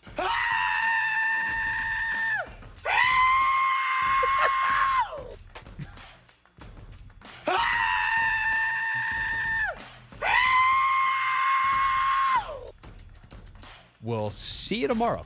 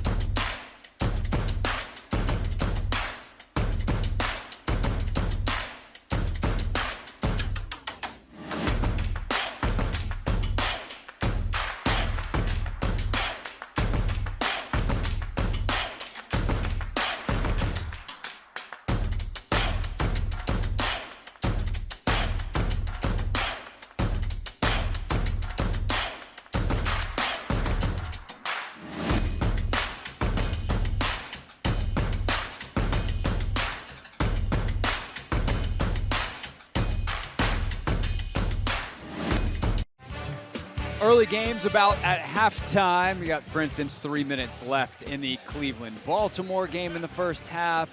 About the same in Jacksonville between the Jags and Niners. Steelers-Packers has actually turned into a good game. About 3 minutes left in the first half. So we'll get to the scores and the latest fantasy info coming up at the bottom of the hour. But it's time, Logan Paulsen there. Craig Hoffman here on the Take Command pregame show for our Tale of the Tape. And we've been talking all day about the explosive plays that the Commanders have given up this season. And it seems like they were able to figure out some stuff last week to prevent that outside of the one big run against the New England Patriots, Logan. But there's a key word in that sentence. That key word is seems. When you look at what happened last weekend on tape, what is it that you actually see from the Commanders' defense relative to how they performed the rest of the season? So anytime you're watching the Commanders, any defense in the NFL, there are explosive plays that are left in the field. And maybe I'm just more acutely aware of those opportunities when I watch the Commanders, but I look at this game against New England and I say to myself, man, if Mac Jones was a little bit better at football, they would have had probably four or five explosive opportunities that would have been game-changing for them. And you can also tell that there's a conservative element of the way Bill O'Brien's calling the game that makes it even worse, right? Because he doesn't want to push the ball down the field. It's 3rd and 7, and they're throwing a screen. It's like if he has anybody else at the position, he's probably doing something different. So there's all of these factors that kind of weigh into saying, wow, the defense did a good job, but you get this uber-conservative offensive coordinator because the quarterback isn't playing very well. And then on the plays that are schemed up, where you find opportunities, where you find favorable matchups, I'm talking from a New England perspective now, that Mac misses those throws. So there's a couple that come to mind. One is, I think it was in the middle of the first or second quarter, Benjamin St. Juice's man-to-man on Demario Douglas. That's your best offensive player, or been your most consistent offensive player of the last couple of weeks of the season. He's been getting after it with choice routes, now routes, kind of quick slants, all that type of stuff. Great. Benjamin St. Juice matches an inside move. He thinks it's choice. He undercuts it. Demario Douglas takes it vertical and runs like a corner, really high corner. He is wide open. It's man coverage. The post safety's not in the shot. St. Juice is in a terrible trail position because he tried to undercut the slant. All Mac Jones has to do is put that football out there and complete the ball. Miss. Okay, so that's one. And I'm not saying that you don't get those every single. We were just watching this Baltimore-Cleveland game, right? Yeah, Lamar just missed one. Lamar missed one, right? Lamar might be the MVP right now, and he missed a wide open one. That happens, but the one Lamar missed is a box fade, which is a low percentage throw, right? This is a corner that is a corner route, which is a higher percentage throw that is missed. Okay, misses it, whatever. Yep. There's one late in the game where Ramondre Stevenson's on the inside edge of a bunch. Jamin Davis runs out to cover him. It's a little choice. Jamin sits inside. It's a choice takeoff. Tough coverage responsibility for him. This is in the fourth quarter. They're driving down to get points potentially here. And during that, Ramondre Stevenson's probably got 7 yards of separation, maybe 7. and the ball is so badly underthrown that Jamin's able to run back and make a play. Great play. Oh, great play, Jamin Davis. I mean, it is a great play by Jamin, but it's also if Lamar Jackson's throwing that ball, if anybody else is throwing that ball, the amount of separation when the ball is thrown, to me as an offensive player, indicates a completed football. And I think that's the thing that's super frustrating is you see those opportunities that are like bad misses. I'm okay with a miss in a tight area space. I'm okay with Benjamin St. Juste is right at the guy's hip. He misses the ball. It's a tight catch. Like, that's going to happen. Yeah. But the thing that gets me a little bit nervous is when there's 10 yards of separation. There's nobody in the shot. Those things are frustrating. There's a post later in the game that, what's the guy from Philly? Jalen Reagor. Jalen just drops because they don't rotate correctly in the back end.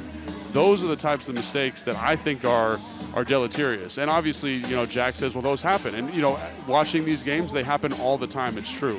But to me, it's the mental element and then how badly the mistake is missed. Does that make sense what I'm saying, Craig? Yeah, no, 100%. And I think that is the thing that is frustrating for everybody this season is if that happens in week 1, week 2, it's annoying. It sucks. It might even cost you a win on week 1 or week 2. Yeah. It didn't this week. Right. This year, they actually started 2-0, if we remember way back when, because Sam Howell lost his mind against the Broncos and the Cardinals were the Cardinals. To have these same mistakes continuing to happen, and I think what's frustrating too is if you are Benjamin St. Juste, right, the reason you're getting attacked with that route is because against Chicago, they ate you up on it. Yeah. And so it's like, hey, next time you got to be better on this. Yeah. And what does Bill O'Brien do? Hit you with the same exact route. And if I'm Shane Waldron, the OC in it's Seattle, slightly different. It's to same. I don't say premise. concept in terms of specific. The principle is similar. Yeah, we're gonna hit you with something where we have a tendency. We're gonna break it with that takeoff. Yes. So basically you can take any route that is a kind of a comeback, a hitch, a dig, or whatever. Any route that has a break in it. Tag the word takeoff on the end, and you fake that route, and then you take off. That's why it's called a whatever takeoff. And you take that concept of we're gonna take a route that we use a lot. We're gonna use the fact that you understand our tendencies against you.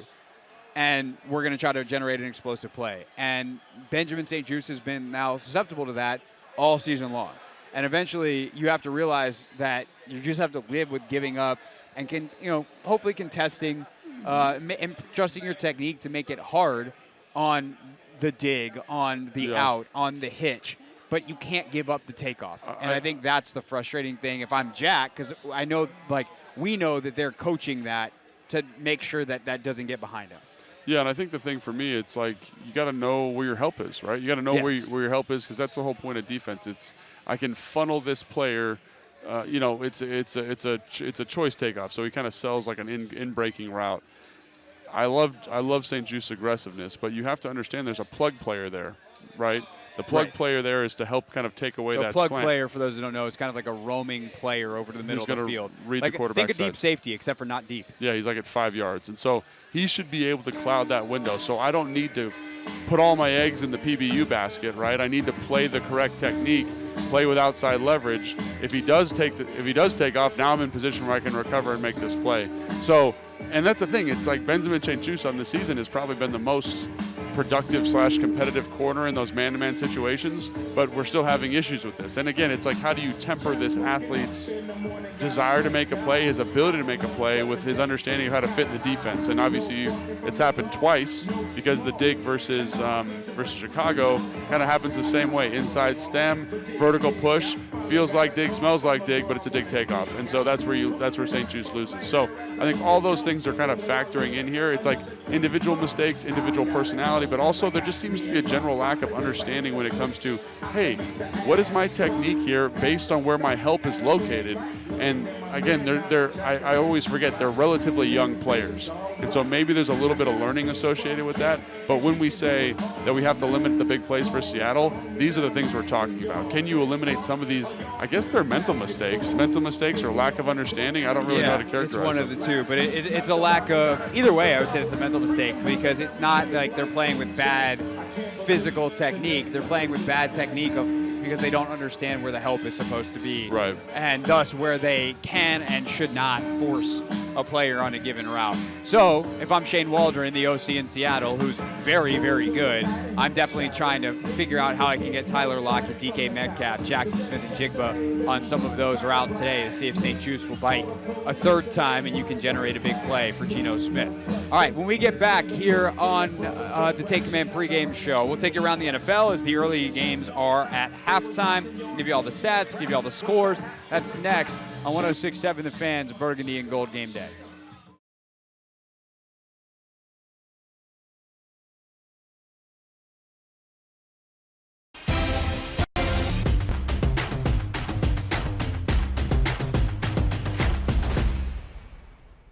We have a new submission to the Real Things Hall of Fame. The F-35 is a fighter jet that the military has. It is very expensive. Very expensive. The F-35 program costs the U.S. government / the military over $1 trillion. Like, this is one of the most expensive things in the U.S. government's budget is the program that makes these planes. Each one is incredibly valuable and expensive. And something happened during a training mission, but this jet leaves, they go on a training mission, and it's in stealth mode, apparently, and the pilot has to eject. So the pilot's like, I'm up out of here. Pilot lands relatively safely, has, I think, an injury or two that has to be tended to, but, like, is alive. But then they lost the jet. So the jet disappeared from the radar. The U.S. government's like, well, we don't know where the jet is. And so the Buford, which is the suburb not suburb, it's in South Carolina. It's by Charleston. Close enough. If people are actually from there and don't want to say that and want to say it's by Hilton Head, I know I grew up in the state. Leave my geography alone for the sake of the story, which I've now made less efficient by telling you all of those things because I can't help myself. Talk about a plane crash. Hey, we're back. So the F-35 gets essentially lost, and they're like, I don't know where this very expensive warplane went. And lo and behold, sometime the next day or later that day, it crashes somewhere, and luckily no one's hurt. But this $100 million plane is gone. Whoopsies, we crashed the plane. And this is an eyewitness account from a Charleston area television station of someone who heard the crash. In the bathroom taking a shave, and I heard a screeching, saw that between a screech and a whistle. I said, what in the world is this? And I heard a boom. Then my whole house shook. White says he didn't realize it was a plane at the time, so he didn't call anybody. The first thought came to me, I said, what's it, a meteorite come out of space or something? And I said, well, if the airplane, it needed to be reported, but the thing was flying is too low. The F-35B airplane wreckage created an extensive debris field.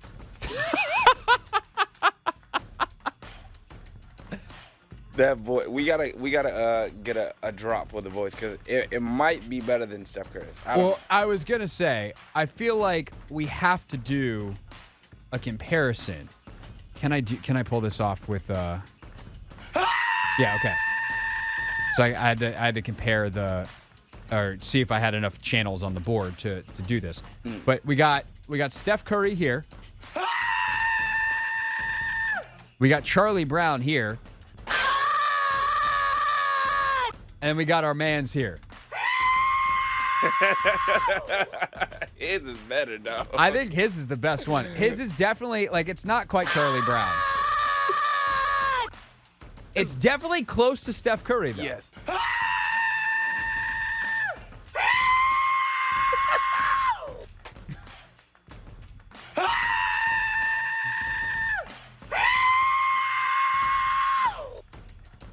We'll see you tomorrow.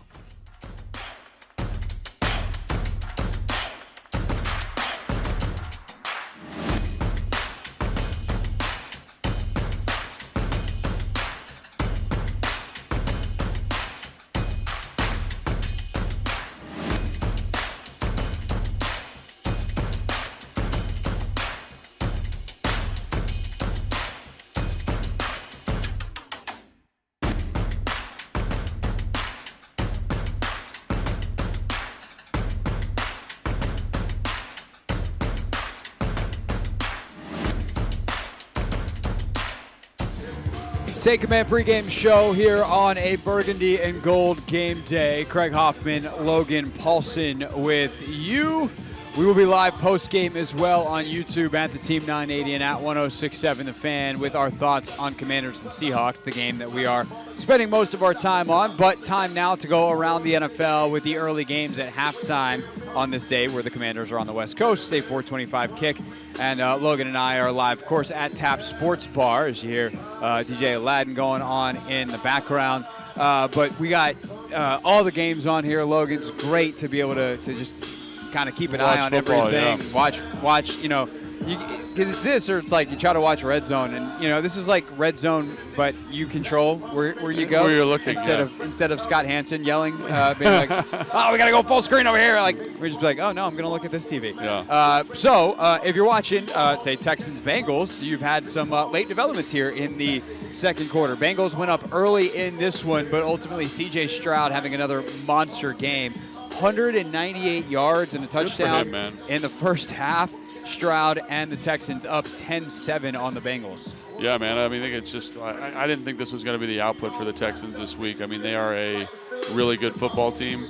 They've done a great job of kind of finding themselves and finding what C.J. Stroud does well and maximizing their playmakers. And now they're going toe-to-toe with one of the best teams in football from a roster standpoint. So good job for them.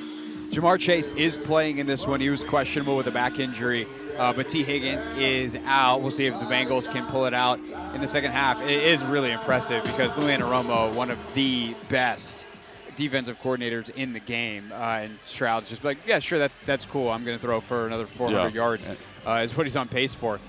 In the didn't see this one coming category, oh my gosh, the Vikings have opened up a can on the Saints. 24-3 at halftime. That Kevin O'Connell fella seems to be a good coach. He does seem to be a good coach. Hats off to Josh Dobbs. Holy cow, man. He's been there for, what, like 10 days? He's leading them to another victory. What is up with the Saints? We were just talking about this at the break. They are a team that should be really good, but for whatever reason are not very good. I don't understand. Or very inconsistent, maybe, is the way to look at it. I mean, defensively, like... They're one of the best defensive teams in football, they're but they give them 44 supposed to be, points. But on a day where the Vikings are starting Josh Dobbs, JJ's not back, although he was practicing this week. Like, where do you think they're going to go? Where do you think they're going to go? TJ Hawkinson, probably? Yeah, probably. He's got 10 for 128 in the first half. That's a lot of receiving yards. Good job for TJ. Excellent. Excellent hair, by the way. From the long-haired tight ends club, current reigning champion, TJ Hawkinson. But, yeah, man, did you see, by the way, the clip of Dobbs this week? He was Nickelodeon's, player of the week. Slime player of the week. And so they present him with the trophy, KOC does. Then Josh gets to slime KOC, which was fun. But he also, in accepting the award in front of the team, was like, I promise I will learn everyone's names here by the end of the week. As someone who has gone to a different team basically mid-season when you went to Chicago before week one. That's a big deal. How long did it take you to learn everybody's name? I don't think I learned everybody's name, to be honest. Like, you learn all the offensive guys' names because you're with them every day, but the defensive guys, what about when you were there for a full season in a training camp? Full season in a training camp, it's easier because everyone's kind of learning at the same time. So, you know, you have, team activities and stuff that, get you in the right spot. So, I don't know. It probably takes about training camp, I would say. Training camp takes about training camp to learn everybody's name. So, 4 weeks? 4 weeks to learn everybody's name? You just get tired. Who are you? I'm sick of seeing you. Get out of my face at the end of training camp. And then you'll see him the rest of the year. I have a funny story. There was a guy who got cut during training camp, and I thought I knew his name, and I called him the wrong name on the day he's getting cut, and I was like, wow, that was really just a bad move by me. At least you didn't have to see him again. And then he was just bye forever. Frank. He's like, that guy thinks I'm a terrible person. Whoops. So, whoops is sorry, right. Sorry, guy. Steelers and Packers. This one looked like the Steelers were going to run away with it, but Packers do a good job bouncing back. It's 17-13 at the half. Jordan 2 touchdowns? Love, look at that. He's having a weird statistical year. He's throwing for no yards, but it'll be 150 yards, 3 touchdowns. Yeah, that's a wacky bit for sure. Wacky bits in Pittsburgh. Buccaneers up 7-3. This game's actually already into the third quarter, about 90 seconds or so in. I'm actually surprised because I feel like every time I look up, something bad is happening for the Buccaneers. As I literally look up to this game right now here at Tap Sports Bar and see Baker Mayfield have a ball batted straight up in the air and nearly picked. But they have been able to, I guess, get the one touchdown on the board. Defense is doing their thing against Will Levis, and it's How's he doing? Those stats aren't up there, but yeah, that's the one reason I was even kind of interested in this game was the Will Levis factor. Obviously, very productive through the first 2 games. But one of the things about him in the evaluation coming out is the processing wasn't always great. So I'm just curious to see how our guys doing out there. 9 of 13 for 82 yards. Mayfield 11 of 17 for $143, a touchdown and a pick. I feel like that pick was pretty deep in the red zone, so that could be a lot worse. 49ers doing a great job bouncing back after their bye week against the Jags.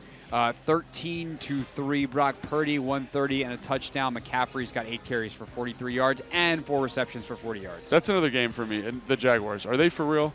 Because I think they're really good. They are really good, but anytime it's always this like weird score, 3 points in the first half, and they kind of make a push late. Their offense just isn't clicking this year. Yeah, it's a little Chiefsy. Yeah, I get what you're saying, and so that's been really frustrating for me because I'm waiting for them, the Trevor Lawrence resurgence, all these, and he's playing well, but I want to see those dominant games from them.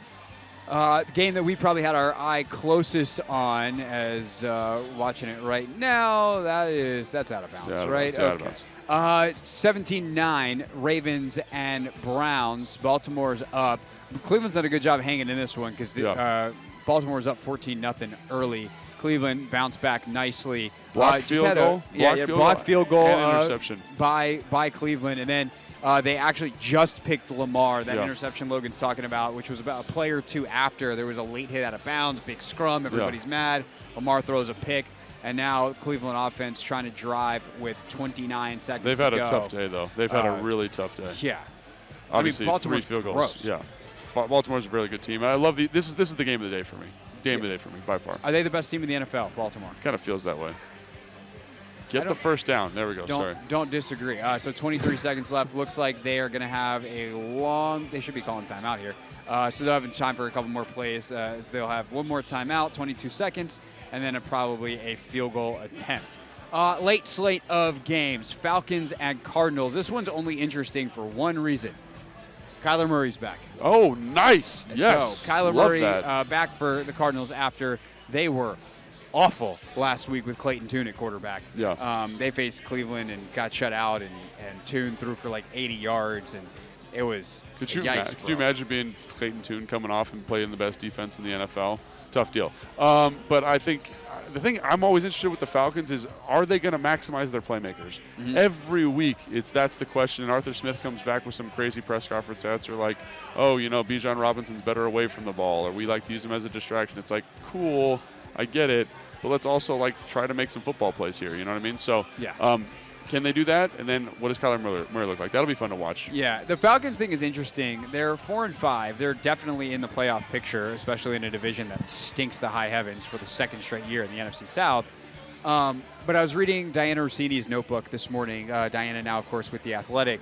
And she said that there's a lot of people in the Atlanta organization that are very much on the same page with everything regarding Pitts, regarding Bijan, and specifically to Bijan. Like, they want him to make sure that he's fresh the second half of the year. I'm with so that. Expect him to get some of those carries that he mysteriously hasn't been getting, which, of course, is going to turn into, why didn't they do this earlier? Yeah. Which is impossible to navigate, right? Like, if they had done it earlier, would he have been fresh and available? But if it works and they can make the playoffs and kind of peak at the right time, great. But you're also now, Taylor's at quarterback and Ritter's, how much easier would Ritter's life have been if you had given him those guys at full capacity, if you will. So, I don't know, man. It does feel like this could be.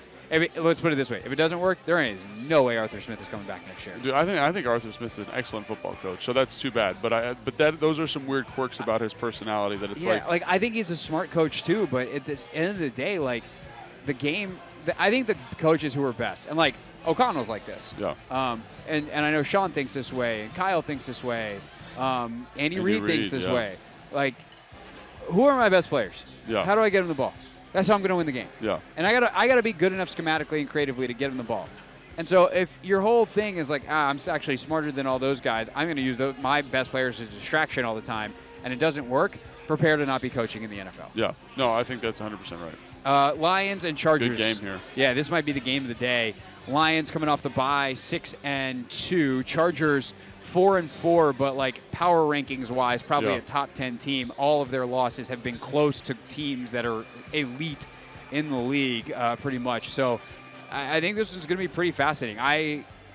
From a betting, picking the game standpoint, I wanted no part of this when we had to pick it on Friday. I don't even remember who I picked. I think I picked Detroit, Yeah. but I could easily see this game going either way.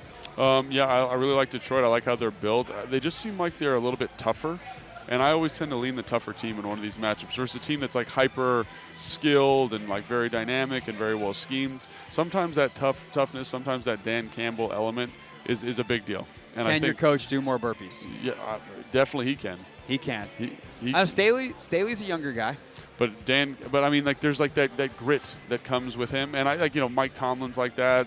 Staley would like have some that. analytic that tells you burpees are not actually worth it. Right. He'd be right on that, by the way. But we're with you. We're being strength and big conditioning. anti burpee guy over here.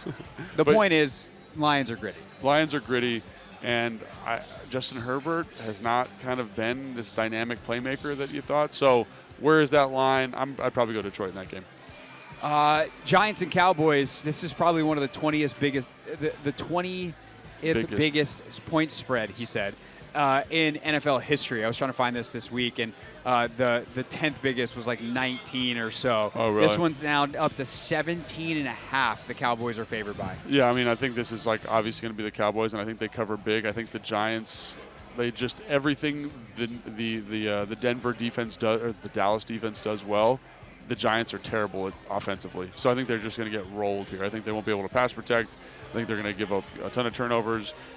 What's his name starting? Tommy DeVito, yeah. Oh, my gosh. That's going to be I would say that's going to be a bloodbath. I get, part of me wonders why you do this. Because he's clearly, he's basically untenable at quarterback. Yeah. DeVito. But at this point, are you just going, well, yeah, so we're going to draft a guy, and so let's just let this kid play rather than going and signing. I mean, who are you going to go sign? Yeah. Carson Wentz is now playing for the Rams. There's no one available that's worth anything. So even if you brought someone in, you're not going anywhere. So just let the kid play. It sucks for everyone else, but most of your everyone else is that you care about long-term is hurt anyway. Right, yeah. So just play out the year, take your good draft pick. Well, what's Tyrod Taylor's status? He's on IR. Oh, is he? Gosh. Yeah, so he's gone for at least a couple of weeks. And you're just going to have to eat it. I would not be giving if I'm trying to win, I'm giving Saquon 40 touches. If I'm trying to sustain Saquon, but then again, who knows? Maybe they just let Saquon walk after the year at this point, after the franchise tag. So could be a complete organizational reset coming for the Giants. Of course, Commanders and Seahawks, we've been talking about that all day. That line is now down to 6. Was 6.5 earlier in the week. Jets and Raiders tonight in Las Vegas. Jets are favored by 2 on the road, which makes no sense. Jets defense is awesome. They're awesome, and I think they're going to just eat up O'Connell down in Las Vegas. So that makes a lot of sense to me. Oh, I'm taking the Raiders. I think the subtraction of Josh McDaniels from is going to be better. Is a very, very good thing. And then last but not least, Broncos and Bills on Monday Night Football. Sean Payton actually has one of the best records on Monday Night Football ever as a head coach, but I think this is a big bounce-back game for Josh Allen. This Broncos defense is obviously not very good, and the Bills need a get-right game. They are, however, the best-ranked defense over the last 2 weeks. Now, the level of competition is a big deal there, 100%. But I do think the Broncos and Sean Payton, he's done a good job kind of turning them around the corner. But I do think the Bills are too good. It does feel like a get-right game for them. Chiefs, Rams, Dolphins, Eagles on the bye this week. Chiefs and Eagles, by the way, play next week, your Super Bowl rematch. The Family Reunion Bowl, as the Kelsey brothers are calling it. That is next week, so looking forward to that. All right, back to the Commanders and Seahawks next. We're previewing it up until kickoff at 4:25, the Take Command pregame show on Burgundy and Gold Game Day.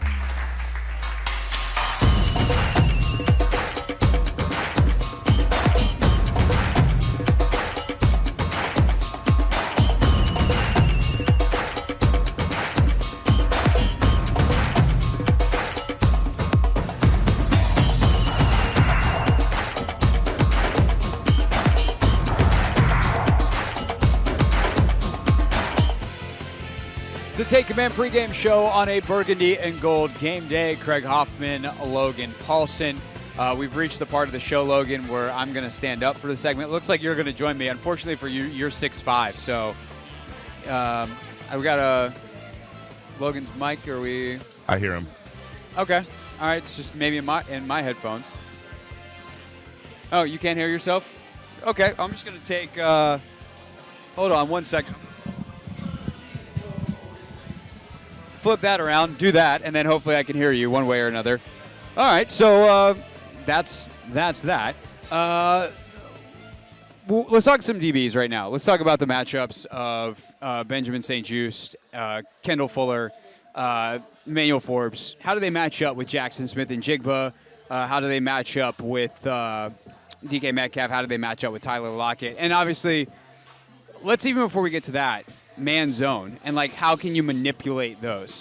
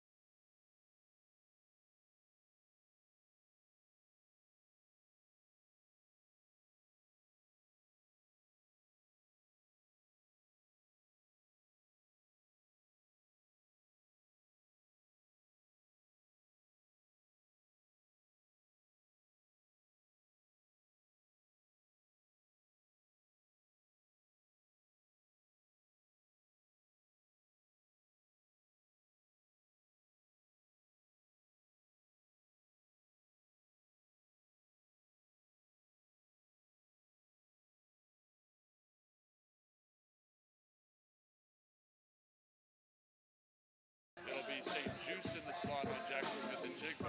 It'll be Forbes on Lockett, and then Kendall on DK Metcalf. That's what I would think. Just because of what they've done from a slot standpoint, unless you go Danny Johnson. Right, which is the wild card. And our sincere apologies to those watching on the YouTube stream because they're having the same issue in terms of hearing Logan as I am, and Logan can't hear himself. So. We're working on that as fast as we can, and hopefully we get it. But the crux is you would go DK on, St-Juste with DK, Fuller on Lockett, and then Fuller on Smith and Jigba. Yeah. And then there we go. All right, now we can put this headphone back on, and we're all good. So but basically what I was saying is great job right there with the technical stuff, by the way. So basically Tim Parker, MVP, check with me at the line of scrimmage. What I would say the most important matchup here today is who mans the slot. So St-Juste has done that predominantly, right? And then that means that Forbes and Fuller are on the outside.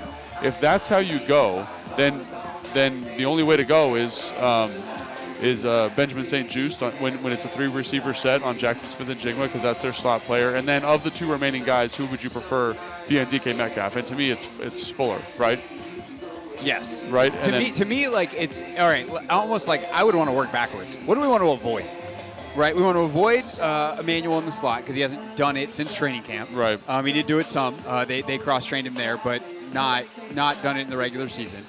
And as you were saying earlier, like run fits, things like that. Yeah, get a little dicey. It's complicated beyond just covering with a two-way go in the slot. So I want to avoid that, but I also have to avoid Emmanuel Forbes on DK Metcalf. Yeah. I think Forbes is at a point where he can run with people. He understands, I think, some of the stuff that he missed on earlier in the season better but he's still light. And so if DK can go and body him, like there's still going to be issues there. And that's the one I would avoid. I'm okay with St. Juste, frankly, on any of those three. So am I. And then it becomes, okay, well, where do you want Kendall? And that, I actually kind of like the idea of Fuller on Metcalf. So do I. Because I feel like he's smart enough to be where he needs to be. I think that's DK, DK is not as nuanced nor as subtle as A.J. Brown is, for instance, 100%. right? Like, DK will pick up an OPI. Yeah. And I think Fuller's the kind of guy that can undercut routes and be where he's supposed to be, where DK is going to do some of that stuff. So I think that, end of the day, like, I'm trying to keep Fuller as much as I can on DK to avoid Forbes there. And then you go from there and kind of see what you do. But I also don't hate the idea of playing Danny Johnson a little bit more. Like, it did work. I don't know what that does for Emmanuel Forbes' confidence. That is something as a first-round pick that I'm concerned about. Like, he raises our ceiling long-term. But, man, like... But I think if you're really... I think the best matchup today could involve Danny Johnson. No, I agree. And I think that's one of the things you got to look at today is, like, how that ends up allocating is what's going on with Danny Johnson in the slot, because Jackson Smith and Jigba, I think, is a pretty good slot receiver, and they do use him quite a bit. The other thing that's interesting is that they do have a body type in Jake Bobo from UCLA, who's like 6'5", like 220, who's their other slot receiver that they kind of intermix in there. So what you don't want to do is kind of say, oh, we want to draw this matchup with Forbes on Jackson Smith and Jigba, and then they say, no, we think Jake Bobo is a better matchup for us in Seattle. So you know what I'm saying? Like, so they do have a lot of different body types there in Seattle too that you also kind of have to be aware of. But ultimately, what I would think is probably the best is kind of the first one we talked about there is St. Juste in the slot, and obviously if you're in base, then you can bump back outside like he's been doing. But then I really think Forbes on Lockett is a very skill on skill. I think their skill sets match up really well. And I think the length of Forbes is going to be disruptive to Lockett. I think his speed is going to match up really well. And I think Fuller, like you said, and like I talked to Santana about, there's an intelligence to Fuller's game, understanding, hey, at 5 yards, this is the route concept I see. If he's making the break at 15, this is the route concept they're going to see. And Metcalf is not detailed enough to elevate that. So I think that's what you're looking at. I agree. I think the one, like, Tyler Lockett is, like, snuck past people forever. Oh, he's the most underrated player in football. Forbes has got to realize, like, no, that dude will run past you. Do not over trail this so you can try to undercut a route and make a pick. Like, you need to be super solid in your technique. I will say this, though. This is where Quan Martin not being there yet hurts. Because Quan Martin, if he's the nickel that he was drafted to be, solves a lot of these problems. Unfortunately, he's not there yet. He's been effective as a blitzer. Like, he's got his packages, and he's getting better. And he's played predominantly at safety, too. Right. I think that's the other thing. It's like the nickel thing hasn't really even developed. If they had done that earlier in the year and he'd been able to handle that kind of larger play load, that could be talking about a different story. All right, we'll continue to talk about these matchups and, you know, what kind of matchups would you want to see? Like, which of the two Seattle corners do you want to see Terry McLaurin lined up against? We'll talk about that next. Take him in pregame show here on 106.7 The Fan, Burgundy and Gold. Game day live from Tap Sports Bar.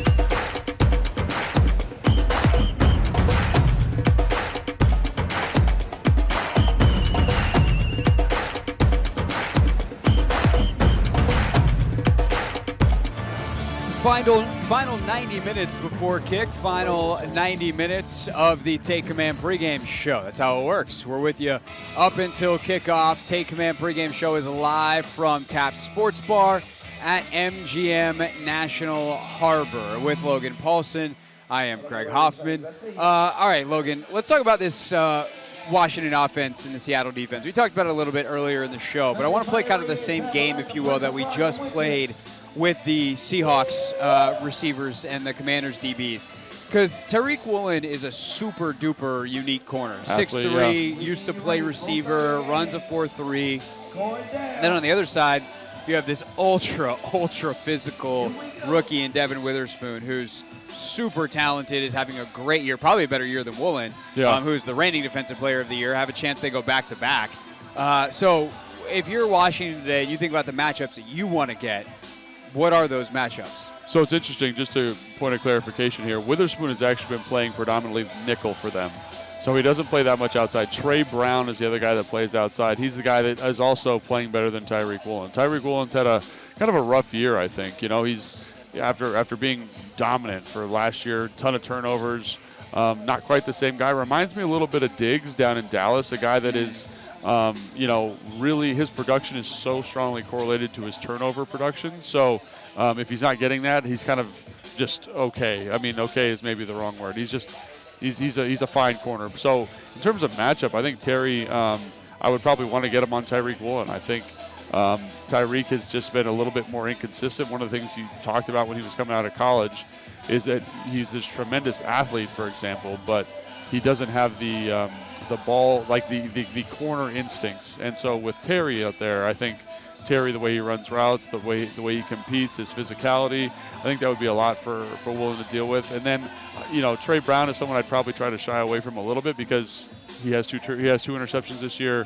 He seems to be able to kind of be a little bit more competitive situations. So, but yeah, a little bit of a down year for Woolen. So I would probably try to get Terry on the second-year guy who isn't slumping necessarily because it's not like he's playing bad, but is definitely playing worse than he was last year. Yeah, I mean, look, he came out of nowhere to win Rookie of the Year, relatively speaking. He was a fifth-round pick out of UTSA, the Roadrunners. Yeah, got to get your Roadrunner knowledge up. I think it's going to be interesting also today to see the deployment of the wide receivers in general. Like Curtis Samuel's back today. Yeah. Byron Pringle had such a great game last week. Jamison Crowder's been way more involved. Like, how do you mix and match those guys? I'd assume that Samuel's not going to have a full snap complement. But let's not get it twisted, because I think people get really excited when they see a guy like Pringle step up. When you see a guy like Crowder continue to step up, especially Jamison, who was drafted here and was beloved before he left, for good reason, back when I was covering the team and that rookie contract he had here.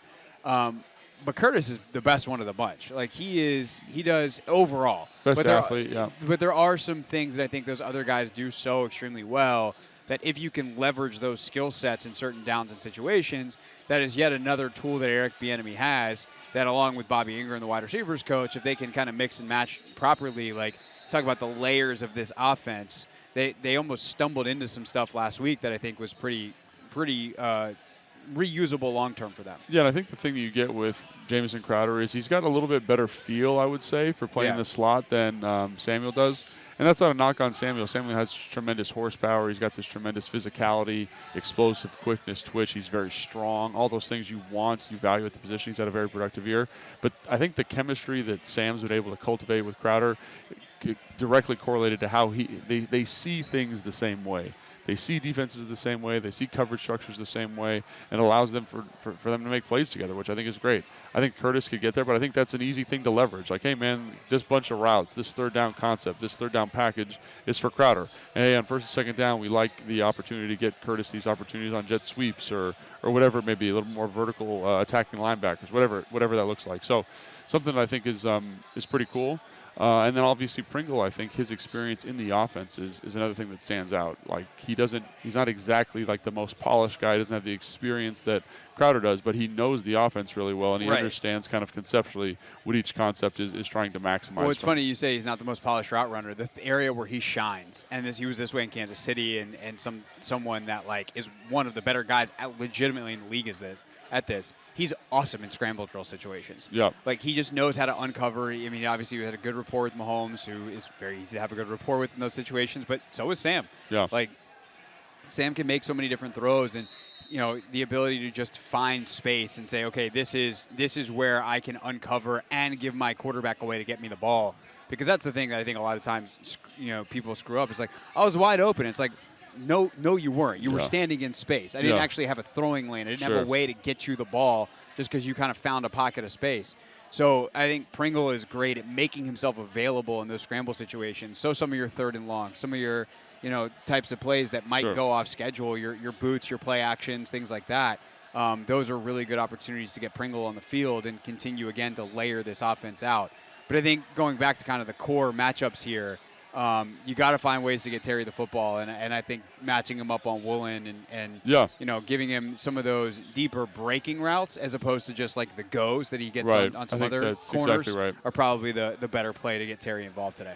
And I also think, understanding what they're trying to do to you, like with this cover 3 structure, like what works well against them. And if you are running verticals into cover 3, Woolen's going to match you. Like it's the old Richard Sherman thing. It's like match carry technique, right? That's exactly what you're going to see. So that's not the best opportunity for him. But I think those digs, those dagger concepts, knife is another one that sticks out to me because it attacks that weak side hook player and gives you the dig concept to the front side. So all those concepts I think will be on the table. Those are all concepts that Eric Bieniemy's run. So I guess the moral of the story, kind of the high level takeaway, is that there's no defensive back here that I think is overly daunting. I think we have very talented skill position guys, and it's about maximizing our skill position guys, not necessarily against the individuals, but against the coverage that they're presenting, right? I want to make sure I'm maximizing you versus cover 3, maximizing you versus cover 2. If it's man, what are my man opportunities? And maybe that correlates with Sam doing something at the line of scrimmage. Hey, if you see man, let's check to this concept. Or hey, if it's cover 2, let's check to this concept. Now, I don't know how much you'll be able to do that in Seattle, but that to me becomes the goal of the day. And if you don't have checks, the receivers need to understand that I need to run this route a little bit differently versus man as opposed to cover 3 or opposed to cover 2. So all of those things will be kind of paramount today to keep an eye on in terms of how best they're maximizing that skill position group. No doubt. Obviously, the only way to maximize your skill position group is for your quarterback to stay upright. 100%. And Sam Howell has done a better job of that the last couple of weeks. A frequent listener of ours who does some data work actually made a whole chart, sent it to us on Twitter, and was like, hey, here's the sack to pressure ratio stuff the last couple weeks. So we'll give you that data and then discuss why we think it is based off watching the tape. Why is it that Sam Howell's been sacked fewer times in the last couple weeks? We'll discuss next. Is the Take Command pregame show. Craig Hoffman, Logan Paulsen with you live from Tap Sports Bar on a Burgundy and Gold game day.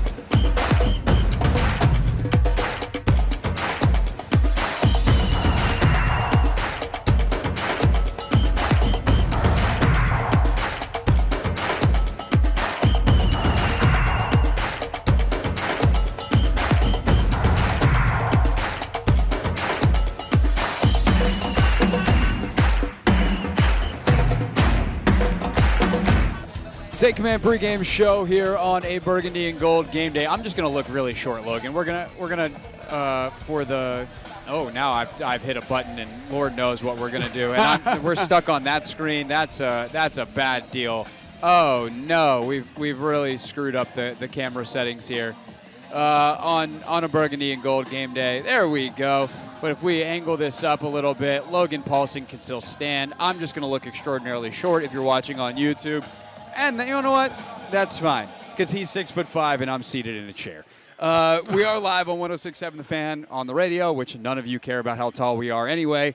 But you should also definitely subscribe to us on YouTube at 106.7 The Fan and the Team 980 so that you can get the Take Command postgame show about 90 minutes after the final whistle tonight. We will welcome in Grant Paulsen in just a little bit, Logan, to talk about the Seahawks Commanders game, specifically with him. But I wanted to dive into the protection and why Sam Howell has been able to avoid sacks over the last couple weeks. I'm going to start there. Let's start as broad as could be. How has Sam Howell been able to avoid sacks the last 2 weeks compared to the literal historical record pace he was on the first couple weeks of the season? Well, like with anything, like we talked about this on the podcast quite a bit, it's multifactorial, right? So to me, one of the main things is just EB seems to have gotten a little bit more consistent game flow with how he's calling quick game, how he's calling screens. The ball is getting out of his hand much quicker. You know, the time to throw is 2.3 seconds, which is significantly better than it was before. So to me, that's a huge factor. Obviously, I think getting the protections called correctly has been a big deal. That's part of that, Sam.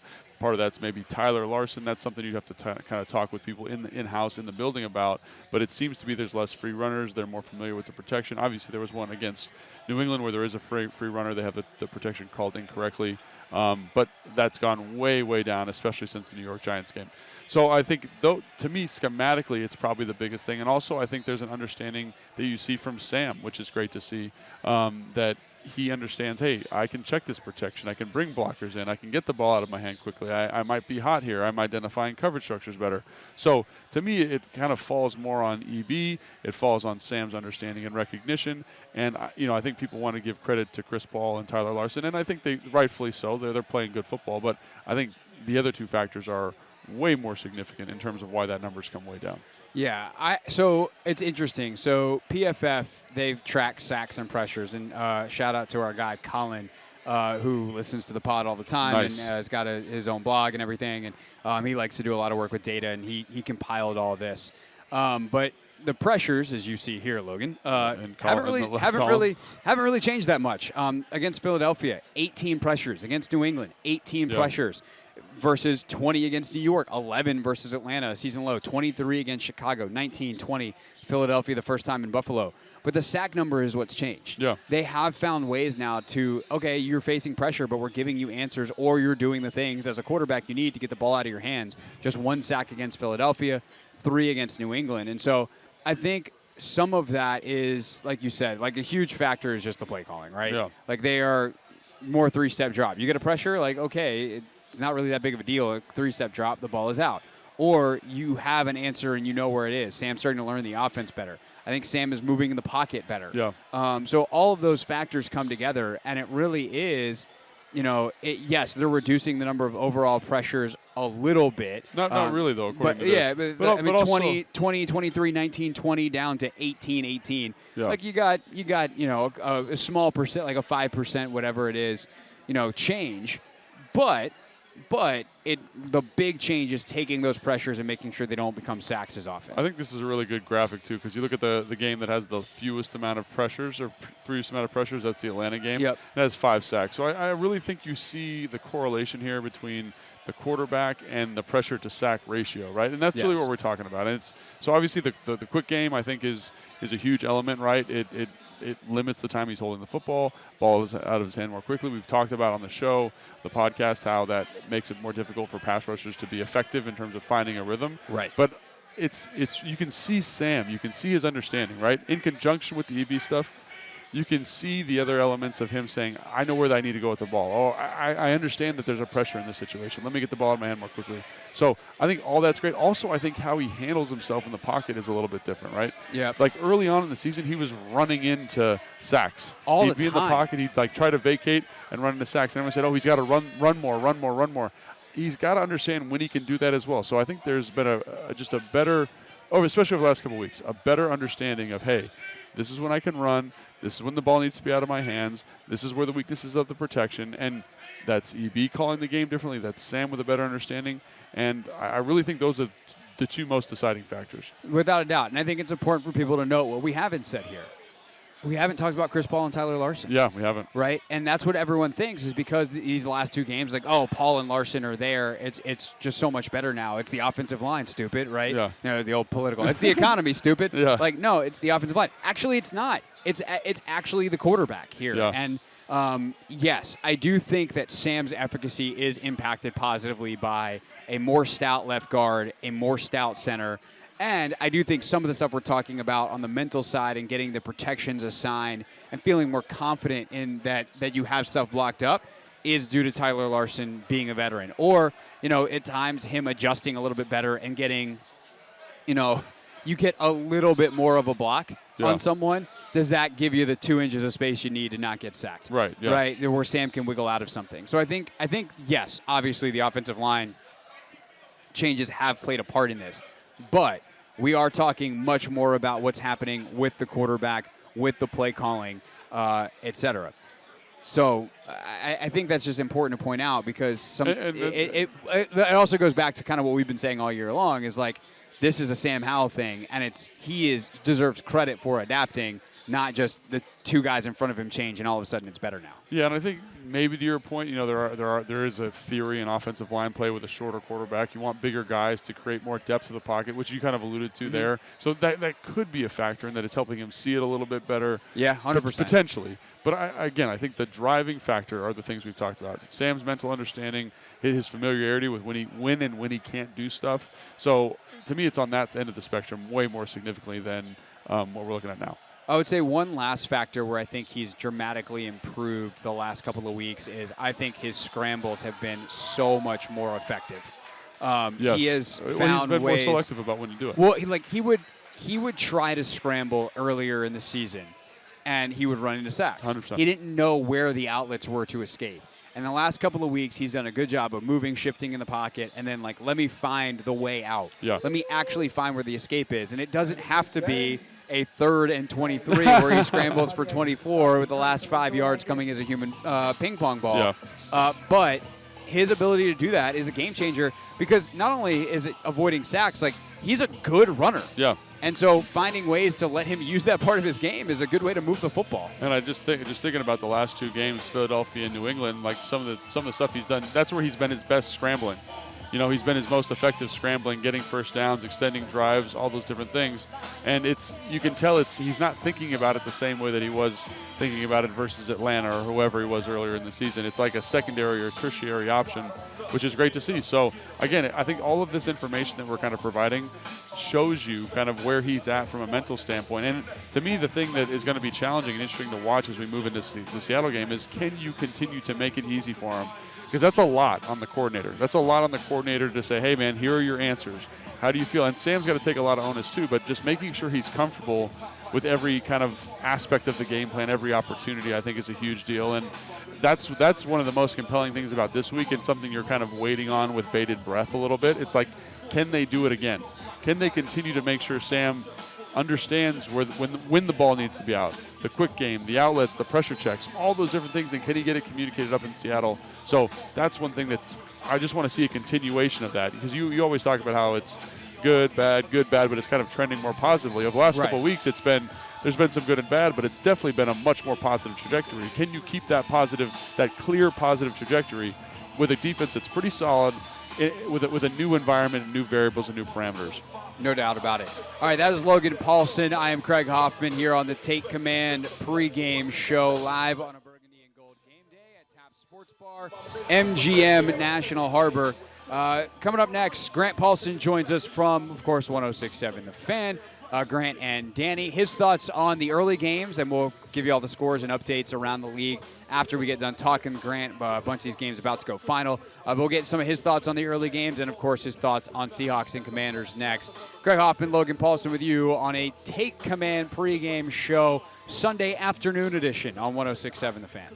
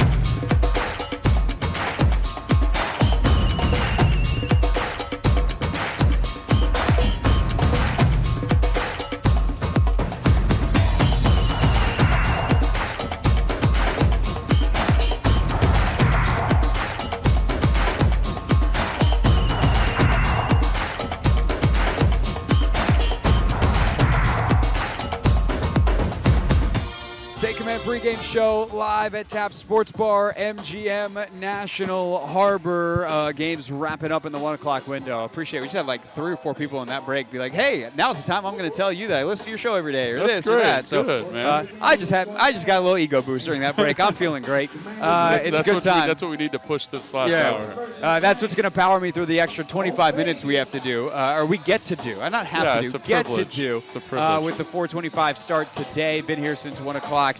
We will, of course, be here typically 10 a.m. Doors open at 11 at Tap Sports Bar for the 1 o'clock games. Logan Paulsen there again. Craig Hoffman here. And joining us now is Grant Paulsen of 106.7 The Fans. Grant and Danny on this Burgundy and Gold game day. GP, how are you doing in your man cave today? I am doing well. I'm enjoying what is a smaller 1 o'clock window than normal, which is the way it should be. And less games to monitor means, you get to see a little bit more of everything. So I like it. And I'm sure you just saw San Francisco, another touchdown on the board. So thorough blowout there. What have you taken away, your big takeaway or two from the 1 o'clock window? Yeah, a couple of things. C.J. Stroud's outstanding. The Texans have found themselves their quarterback of the future. He's playing really well. His completion percentage is never all that high, and one thing I noticed with him is he does throw the ball down the field a lot. I think as he grows, he's going to get more comfortable just taking what's right in front of him, and that completion percentage will go up. But, again, he's protecting the football. Just 1 interception all season, none today, 294 yards against the Bengals team that was one of the hottest in the league, and I think it's a real contender in the AFC. He's been outstanding. You mentioned the 49ers, a get-right game for them. They had lost 3 in a row going into their bye. Felt great about Kyle Shanahan with an extra week to prepare, but the Jags were also coming off a bye. They're at home. They completely laid an egg today. Trevor Lawrence has thrown 2 picks. Brock Purdy, 3 interceptions without any turnovers. And Christian McCaffrey's averaging 6 yards a carry. They've got a lot of production out of George Kittle today, so I thought that was big. And, another thing I'll say is Pittsburgh and Green Bay are playing a tight game, but the Steelers' defense is so good that even though their offense is bad, if they could get to 23 points like they're at today, I mean, that team could win 11 games and be a real pain in the butt in the playoffs. So you see what today. They played Jalen Warren more. Their offense is better. They're at 20 points. They haven't really gotten Pickens involved, so I still have my issues, but overall, I think Pittsburgh's in a really good place going into the second half of the season. It's interesting when you were talking about C.J. Stroud there. You talk about how he pushes the football down the field more, and it's interesting because defenses have made like a big push to stop that. And what if that's like what it is? You're just gambling now more. Just get that football down the field. Who cares about completion percentage? Grant, I know you like to throw the football a lot. Is that something you abide by, or do you think that's too risky? So I am typically a little less, I'm risk averse, I would say. Yeah. But he hasn't thrown picks. I mean, it's pretty amazing. It's not to say that he hasn't had some luck in that. Like, that's unsustainable, obviously. But I'm more of a proponent of kind of, I would say, not going broke, taking a profit, right? Throwing the ball short and intermediate. The problem with that, as you said, is these defenses now are almost daring you to do that because there's so many flags called. There's so many different, your holding pen or the illegal man downfield or these OPIs out of these sack formations that it just seems like defensive coordinators are basically saying, you're not going to be able to go 12 plays without getting behind the stick.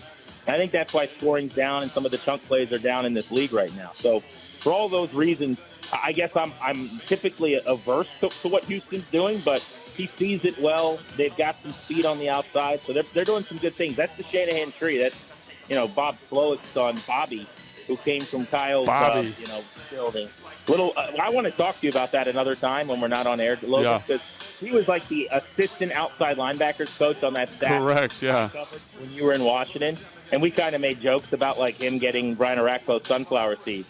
But if you hang around Kyle Shanahan long enough, you're going to become a head coach. He's proof of that. That is, who knows? He might be the head coach here next year. That could be that'd be wild. He's going to be a candidate in a lot of places, and we expect there to be a potential opening here. But we don't need to talk about that right now. We need to talk about today. Seahawks, Commanders. Kind of the thing that we've been balancing all day, Grant, is, what does this defense need to do with where we think the offense is right now? Like, it seems like it is on the defense big time to show up and kind of have its first good game of the year, really. How capable do you think they are against the Seattle offense of doing that? I think this is a game where you might be able to make some plays and be opportunistic on the back end, right? Like, Geno Smith's going to give you some chances. He's going to put some balls up for grabs and turnover-worthy plays. This is an offense that has been bottom 10 in the league in terms of interception rate this year. I'm not convinced they're going to get a lot of pressure, right? So I think you're going to have to do some of that with coverages and disguising things and maybe pulling him. I don't think this is a game where, like, Tuhill has 2 sacks and Smith Williams has 2 sacks. I think it's going to be more relying upon maybe your back end to kind of confuse him occasionally, or maybe JDR game where he's got to show something pre-snap and do something else after the snap. But I think that's the way they're going to stay in the game. I think offensively they've done a good job stopping the run, so the Seahawks aren't going to try to ground and pound them. I think Seattle would be smart to come out, spread them out, start with the quick game, get all 3 of their receivers involved. Like the matchup here for Washington that you'd be worried about is if Emmanuel Forbes is working on one of that big 3. And they're going to be able to define him. You can't hide like him or Danny Johnson, right? So I would operate at a spread and 11 personnel a bunch, and I would just plan on coming out throwing the football up on Seattle. And if you're Washington, I think you got to get a couple takeaways to stay in the game. Yeah, 100%. And I think the other thing that that kind of keeps coming up with the defense is, like, can they eliminate some of these mental mistakes versus an explosive offense that can't sustain drives? And I just wanted to get your thoughts on that.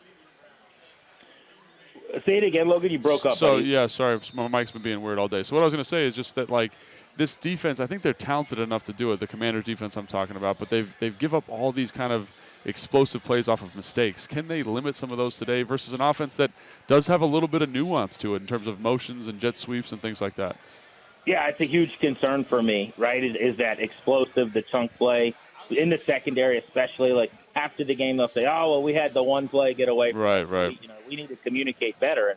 If the one play is a 68-yard touchdown run or just your safety and your corner aren't on the same page and it's a wide-open route for a touchdown, that's one too many. You can't have that. It's too late in the season for those. It is a fear, and I think it will rear its head today. I don't know that it's going to be like a first play 75-yard touchdown on after a touchback or anything. But I think that Seattle's going to be able to make a big plays. It's why I don't love the matchup. Again, from a personnel standpoint, the Seahawks with 3 really good wide receivers, those are the types of teams, if I'm Washington, I'm not necessarily looking to play right now. I think everybody's much better off if you got to play Mac Jones and that just offensive offense that New England is trotting out there. What a gross, disgusting pile of spinach that is. But if you get to play that game, that's one thing. That's fine. Emmanuel Forbes can look great, and Benjamin St. Juste can do his 2-arm celebration thing. I'm not really sure what that is, but I love it. Like, you get to see a lot of that. When you play this group, you're running around with DK, you're running around with Lockett, and I think Jackson Smith and Jigba's going to be a dude in this league. So we're going to find out a lot about the secondary today. One thing that we actually haven't talked about today, Grant, I'm curious your thoughts, and then Logan, maybe we'll talk about this next after we bid GP adieu for the witching hour here as all these games are in the fourth quarter, is the noise in Seattle today. How much do you think that affects Sam Howell, who's never – like, he played in Denver earlier this year, but this is by far the loudest place he will have had to play as a pro. And while he played against Virginia Tech and Clemson in the ACC, 2 fantastic environments, it's very different when you have the headset in your helmet versus a bunch of hand signals from the sideline. So I would say I'm worried about that, but he's been outstanding on the road in some of these tough environments. Like, I know the Patriots are a really gross pile of anchovies, but that's a tough place to go play in New England and Foxborough, right? I mean, you still got to get off the bus. There's a lure to that for young guys. It's a big, big deal. I think about Denver. I was on the beat through a full cycle of games for 4 years. That was the second loudest place I'd ever been, other than maybe Seattle. I thought he handled that really well. Like, so he's gone from cold weather environments, East Coast environments. He's flown cross country. It really hasn't been that big of a problem. I know Seattle is louder, and I think it becomes an issue if, like, the game starts to pile up on you, right? If you get into those quicksand situations. But I say that, and Denver could have, and he didn't really let it happen. He made some of his best throws of the year. So I'm not sure it's going to be a big factor. He seems fairly unfazed. I do want to say really quickly that Jameis Winston just made one of the craziest Jameis Winston throws I've ever seen in my life. Logan, Craig, he was like on the near sideline. Yeah, I just and saw it. Planted and threw to the back corner on the other side of the field in like the dumbest, worst, yes touchdown you've ever seen in your life. It was literally caught by the DB and the receiver and like ripped away for a touchdown. Yeah. I don't know if Jameis Winston will ever be sustainably any good, but there's nobody more fun to watch. Like, nobody. It's hilarious watching him play. He is pretty dynamic and fun to watch. So let's talk about the Seattle defense a little bit. You know, they seem like they're pretty simple, but there's something about them. I don't know if it's the team speed. I don't know if it's because they're simple, they play fast. What do you think, Sam? What's the expectation for Sam against this group that I think is pretty good, even though they didn't do anything overly complicated?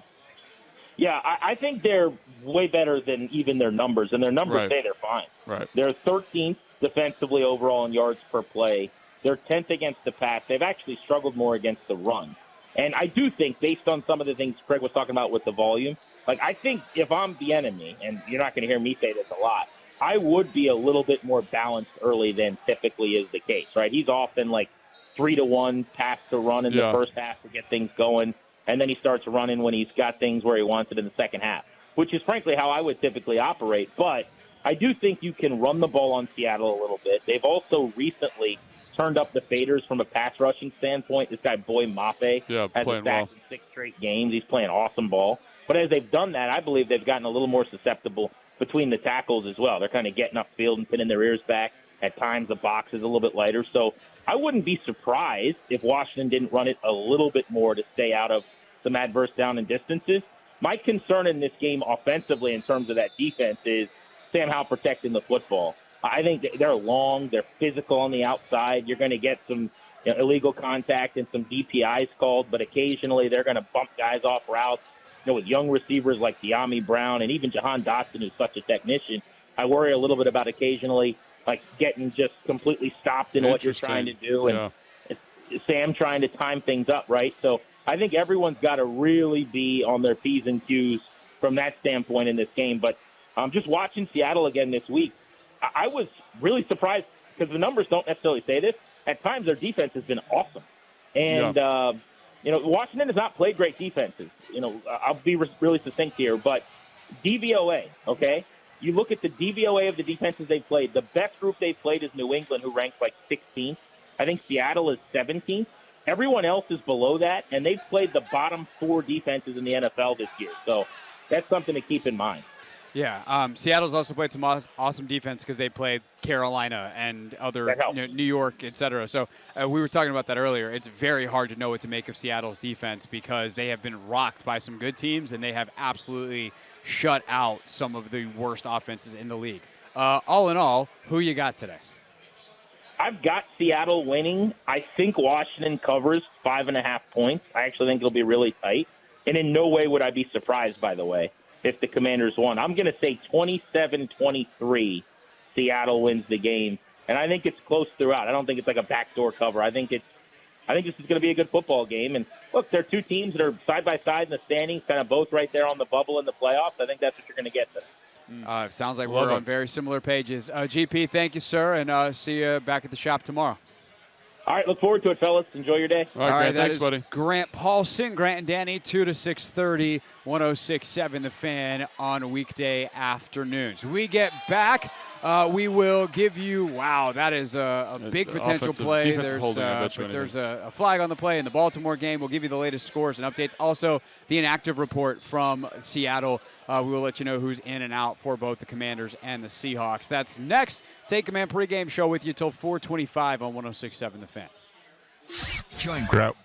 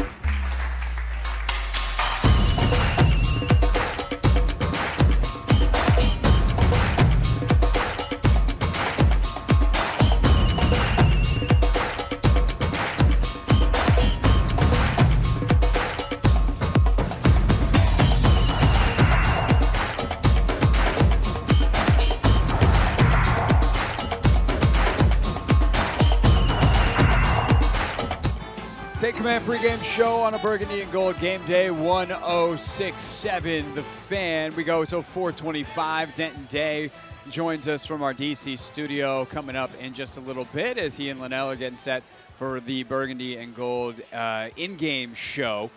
We're just on 1067 The Fan today, but make sure you catch us each week 3 hours prior to kickoff on 1067 The Fan or the Team 980, typically simulcast. Just a day full of hoops over on 980 today. By the way, Tim, I know you were watching the game earlier. Did Maryland wind up coming back? They were pushing hard towards the end of that one. No, Maryland lost.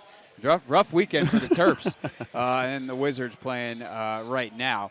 But it's time for the injury report brought to you by the Centers for Advanced Orthopedics. More physicians, more locations, more advanced care centered on one thing. You visit CFAortho.com. The inactives today for Washington: Tariq Castro Fields, Julian Good-Jones, the guard who was signed this week off the practice squad.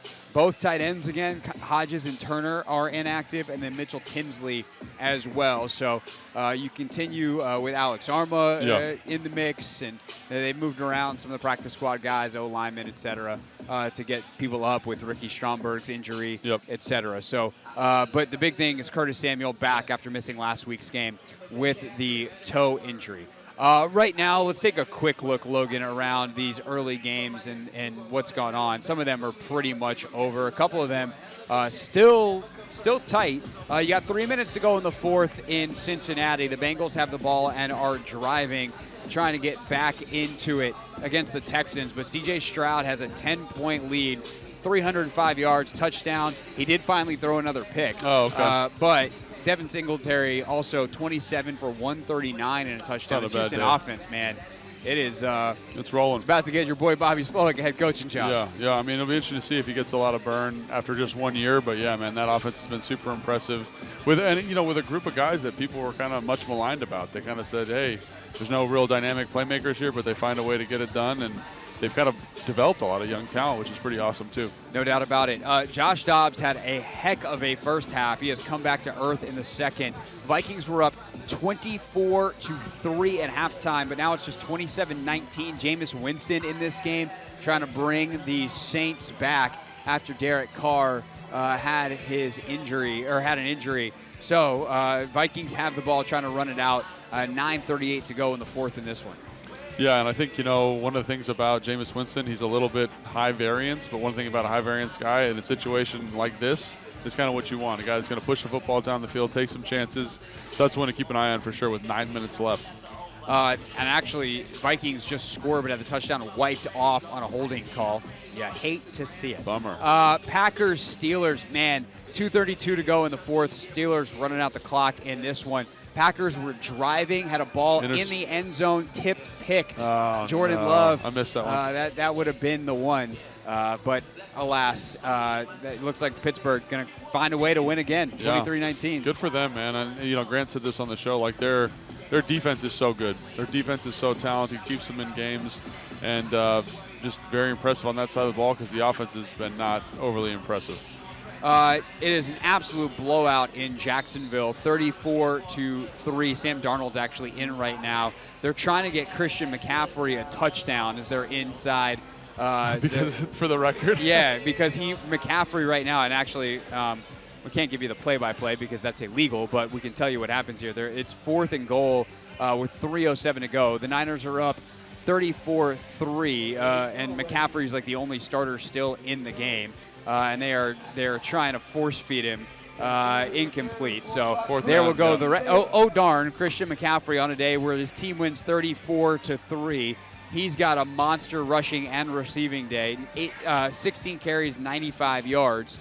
Not a bad day. Not a bad day at the office, but doesn't score, so he'll have to settle for being tied with the NFL's all-time leading record for touchdowns in consecutive games.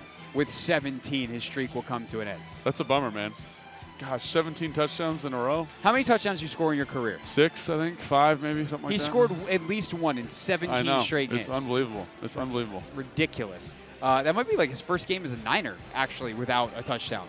Yeah, I mean, he's been awesome for them. Like literally, like every statistic with him in the lineup versus out, it just favors Washington in terms of production. So, really great addition. Yeah, no doubt. And San Francisco, sorry. Yeah, like you say, running back can't win MVP. They can't be that valuable. I mean, look at what they've been since he's been there when he's in the lineup. Like, I think he should legitimately be in the conversation for just how he elevates that team. Titans and Buccaneers. Bucs kind of running away with this one, 20-6, minute 22 to go in the fourth quarter. Baker Mayfield, 278, 2 touchdowns and a pick. Rachaad White also had a long touchdown or a long run in this one. Mike Evans, 6 for 143. Mike Evans still got it, man. One of the most dominant kind of one receivers in the NFL, and I think Rachaad White's touchdown came on a screen pass. So. Oh, is that where? Yeah. I thought I saw him run down the sideline and scoring, but I didn't see it in the stats. That was probably because the ball was thrown to him. That's what happens when you host a radio show and also try to watch football at the same time. And last but not least, our eyes have been locked in on this one all day. You still got 10 minutes left in this one. The Ravens just scored again, so it's 31. Off of a muff punt. If you're a Browns fan, you must be furious. And a litany of defensive holding calls where the drives would have died. On third down, that's right. Yeah, it was tough. Browns just absolutely shooting themselves in the foot. Deshaun Watson's been in and out of this game, currently in. He left with an ankle injury for a time, but 31-17 late in the fourth quarter, I guess early fourth quarter, 9:44 to go. Cleveland might be having the ball down in the red zone if that flag is a PI. All right, when we get back here on the Take Command pregame show, we'll recap kind of our high-level thoughts on this game as we get you set for kickoff of Seattle and Washington coming up at 4:25, and then we will have our picks, our difference makers of the game, all that still to come in the final half hour of the Take Command pregame show on a Burgundy and Gold game day.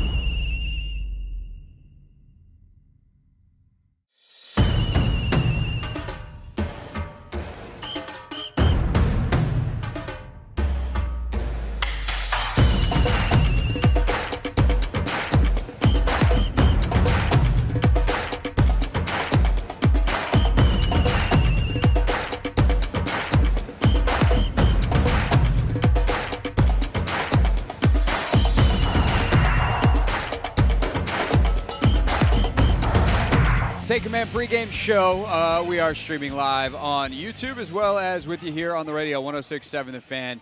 It is a burgundy and gold game day. Logan, we've wandered. Let's pretend like we know how to be on camera. We're over here. Oh, sorry. Right, yeah, there we are. Right, yeah, just wandering. Okay, and now we're focused for the final 25 minutes. You do get a bonus 25 minutes of us today, and then, of course, you get us after the game as well on YouTube, 106.7 The Fan, the Team 980. We will have our instant reaction show.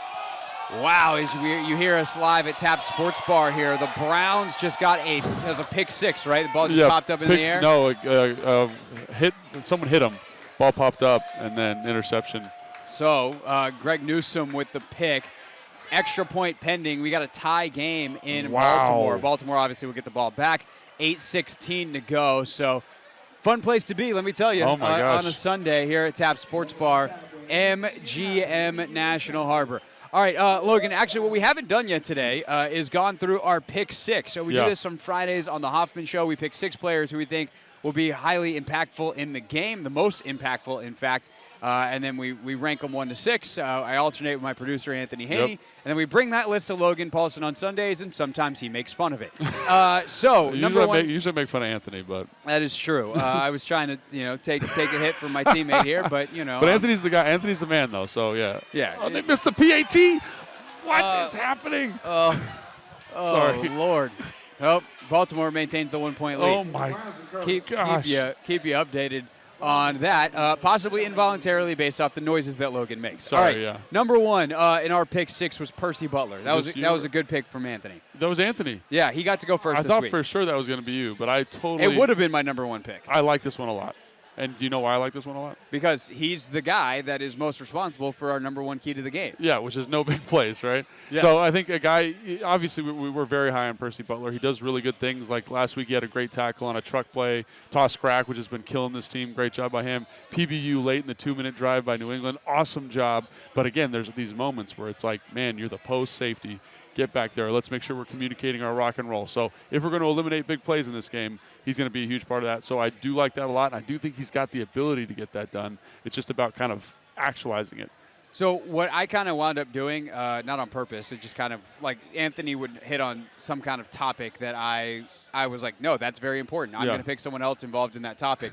So my first guy was Emmanuel Forbes. Yeah. And so that's for the second one on the list. Yeah, for the same exact reason of preventing big plays. Obviously, Emmanuel's been on the wrong end of quite a few of those. And the most notorious ones this year are against big physical, I would say even physical receivers. Obviously, A.J. Brown is both big and physical, but DJ Moore plays with the physicality as well that really hurt them in the Chicago game. Like he is quick and twitchy and athletic in more speed adjacent ways. But he's got like that Steve Smith like body type. Yeah, he plays strong. Yeah. Like, and you see hey, I'm going to get to the top of the route and I'm going to shove you off. And there's only so many times Forbes is going to be able to say like, oh, that was OPI. It's like, well, eventually you got to figure out they're not calling it on you, bro. Right. Like, you got to buck up and play a little defense. And so I am hoping schematically they're able to keep Emmanuel Forbes away from DK Metcalf today.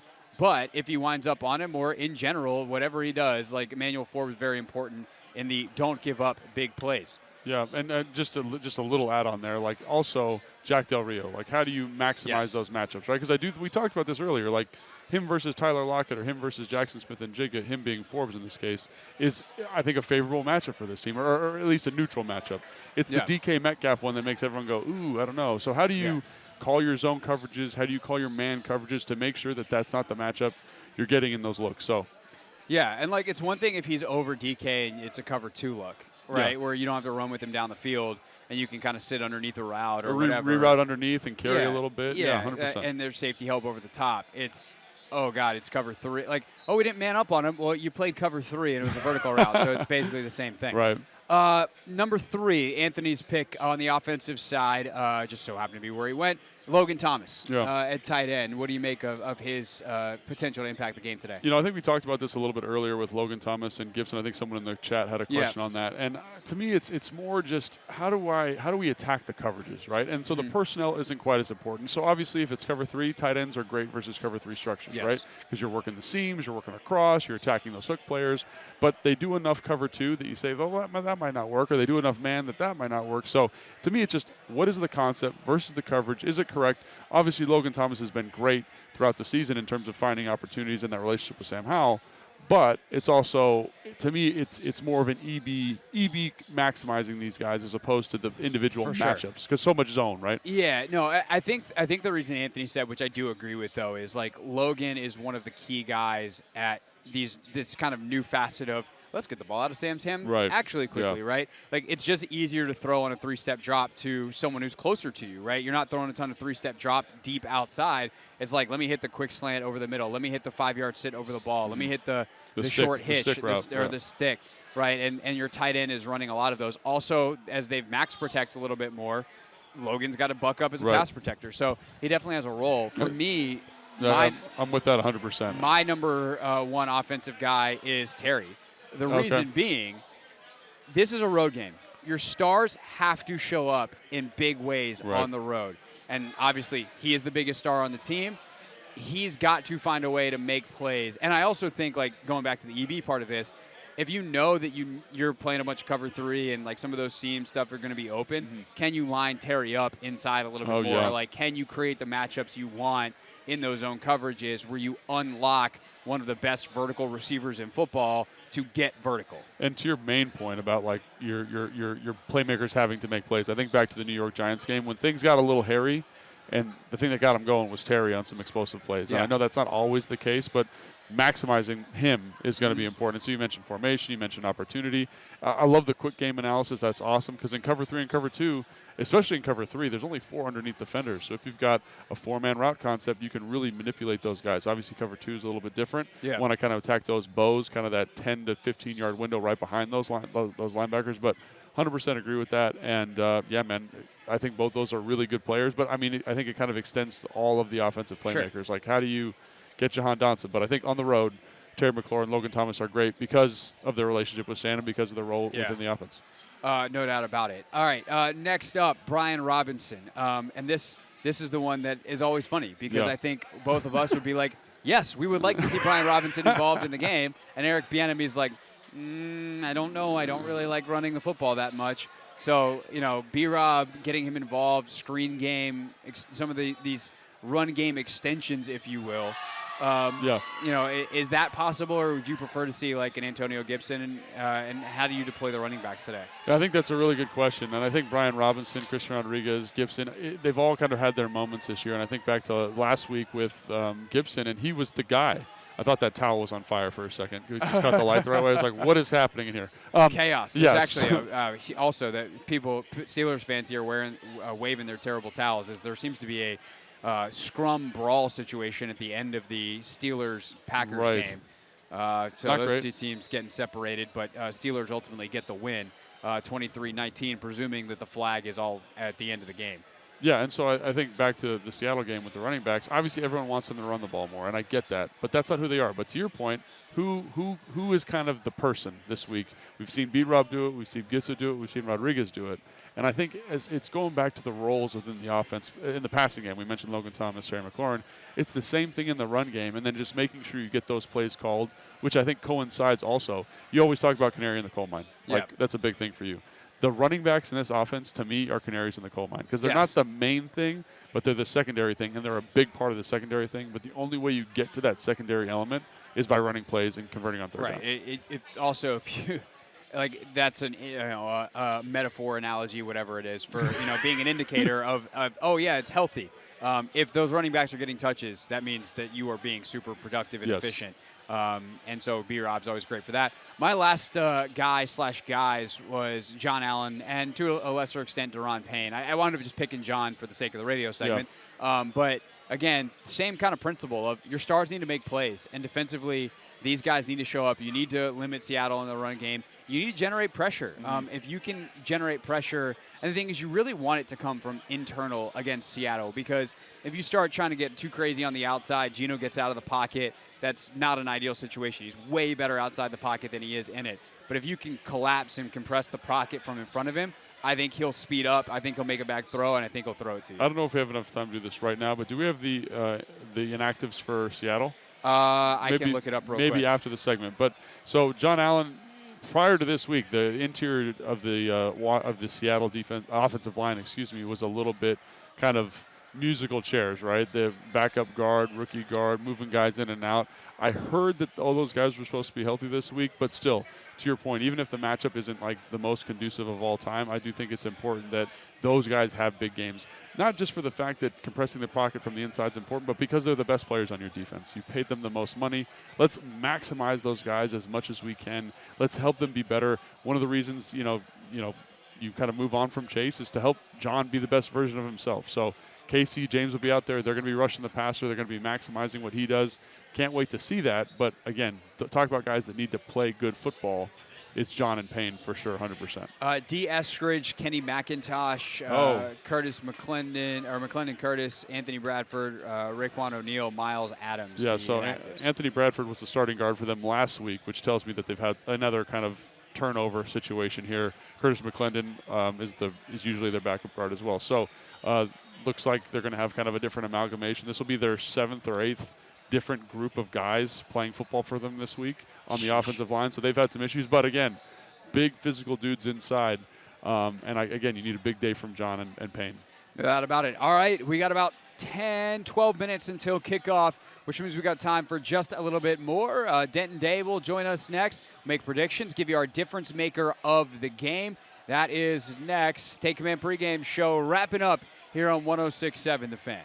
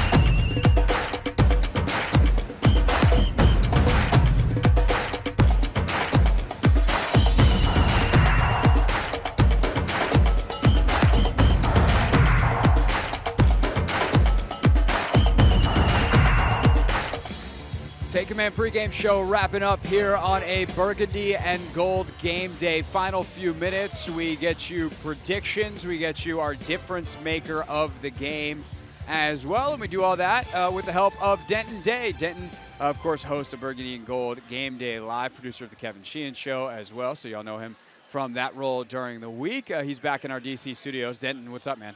Fellas, how we doing? Great. Now that we're talking to you, bud. Yeah, well, thank you. We're doing great. We're happy to talk to you. Logan is actually unwell. He is so enraptured in this Baltimore-Cleveland game. We're going to try to keep the big fella focused for another, 7 minutes I here. literally just wandered off camera for a second. I'm right there with you. Yeah. The way that this game has been unfolding, it's like a different turn every opportunity. Yeah. It's truly been a wild game. I mean, Baltimore was running roughshod over Cleveland early. And Watson left the game for a while. He came back. He's been great in the second half. Can they do it after a missed extra point from our old friend Dustin Hopkins? 31-30 Baltimore with a 1:24 to go. But, of course, the more important clock time score situation, 6 minutes from now in Seattle, the Commanders will kick off. And we have, for the first time, Logan and Denton, our difference maker of the game presented by Zips Cleaners. Zips Cleaners knows that looking good makes all the difference, whether on the field, on the job, or wherever life takes you. At just $3.29 or less per garment, we make it easy and affordable to look your best. Find a Zips near you at zipscleaners.com. All right, Denton, our difference maker of the game. Before we start, yes. Is Sam Howell off or on? I'm going to say Sam Howell is off. Okay. Your quarterback is always, unless Yes. you can do something incredibly compelling as to why Sam Howell is with it. more important today than he would be in any other game. I'm going with to take him off the board. Everyone else, though, is on Denton Day. Who you got? Well, thankfully, I was not going to choose Sam Howell, so I'm good there. I don't have to readjust and call an audible. But my difference maker is going to be Brian Robinson. You know, you watched Seattle last week, and they gave up all of the yards and more to Baltimore on the ground in the run game, right? And obviously the Commanders are not Baltimore when it comes to running the football. The Ravens are in a class of their own in the NFL, but that seems to be what their weakness is on the defensive side. Attack that weakness. Go after it. I know Brian Robinson is talented. We've seen him have some really good games this season. If they stay committed, I think that will pay off for them. So I think Brian Robinson for me is the big difference maker this afternoon. I think that's interesting because I don't disagree that could be a thing. It's just I at this point am accepting that it's not going to be because Eric Bieniemy will not run the football with any regularity. I would like to see both him and Chris Rodriguez. Like Chris Rodriguez had a couple good weeks in a row, and then all of a sudden went disappearing again, face on a milk carton. Was that too old of a reference? No, I get it. I like it.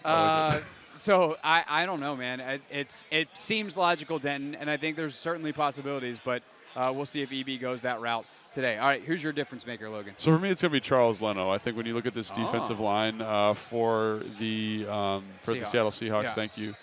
The left side of the right side of the Seattle defensive line, our left side is going to have the best matchup, right? Boye Mafe is the guy, 6 sacks, 6 consecutive games. He's the guy that brings their pass rush juice. Leonard Williams lines up in their 3-4 structure over kind of that Chris Paul, over kind of Leno also. So that's going to be a matchup. He's going to have to be on it from a protection standpoint today. We always talk about Sam Howell not inviting pressures, not taking sacks.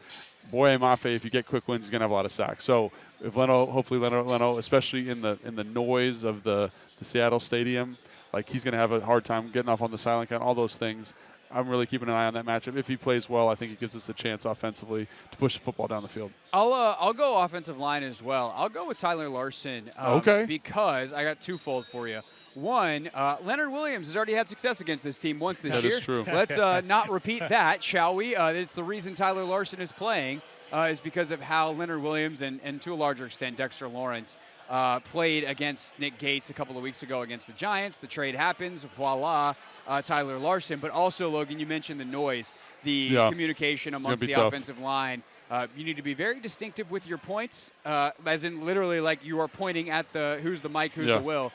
This weekend because ain't nobody going to be able to hear anything. And also I think it's really important to note that they create a lot of pressure off their 5-man blitzes, which are not hard to see unless you don't target them correctly, right? Mm-hmm. They're not hard to pick up unless you don't target them correctly. So that's going to be something that's going to be a big deal. In those pivotal moments, in the noise, can you get that done? Because they get a lot of turnovers, they get a lot of sacks off of blitzing Jamal Adams, off of blitzing the nickel, off of blitzing a linebacker. Not crazy complicated like it is with Wink Martindale, but it's going to be a big deal for sure. All right, quickly, keys to the game, statistic. Actually, I'm gonna make a universal pick here. How many big plays can the Commanders give up? Like if they give up X amount, they lose. They keep it under this, they have a shot. What's the number? What are we considering big plays? 15-plus yard run, 20-plus yard pass.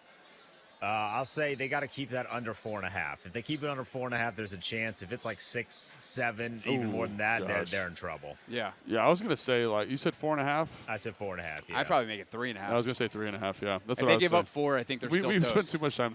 We have. We talk about football in the microphones way too much. All right, last but not least, picks. Denton, who you got?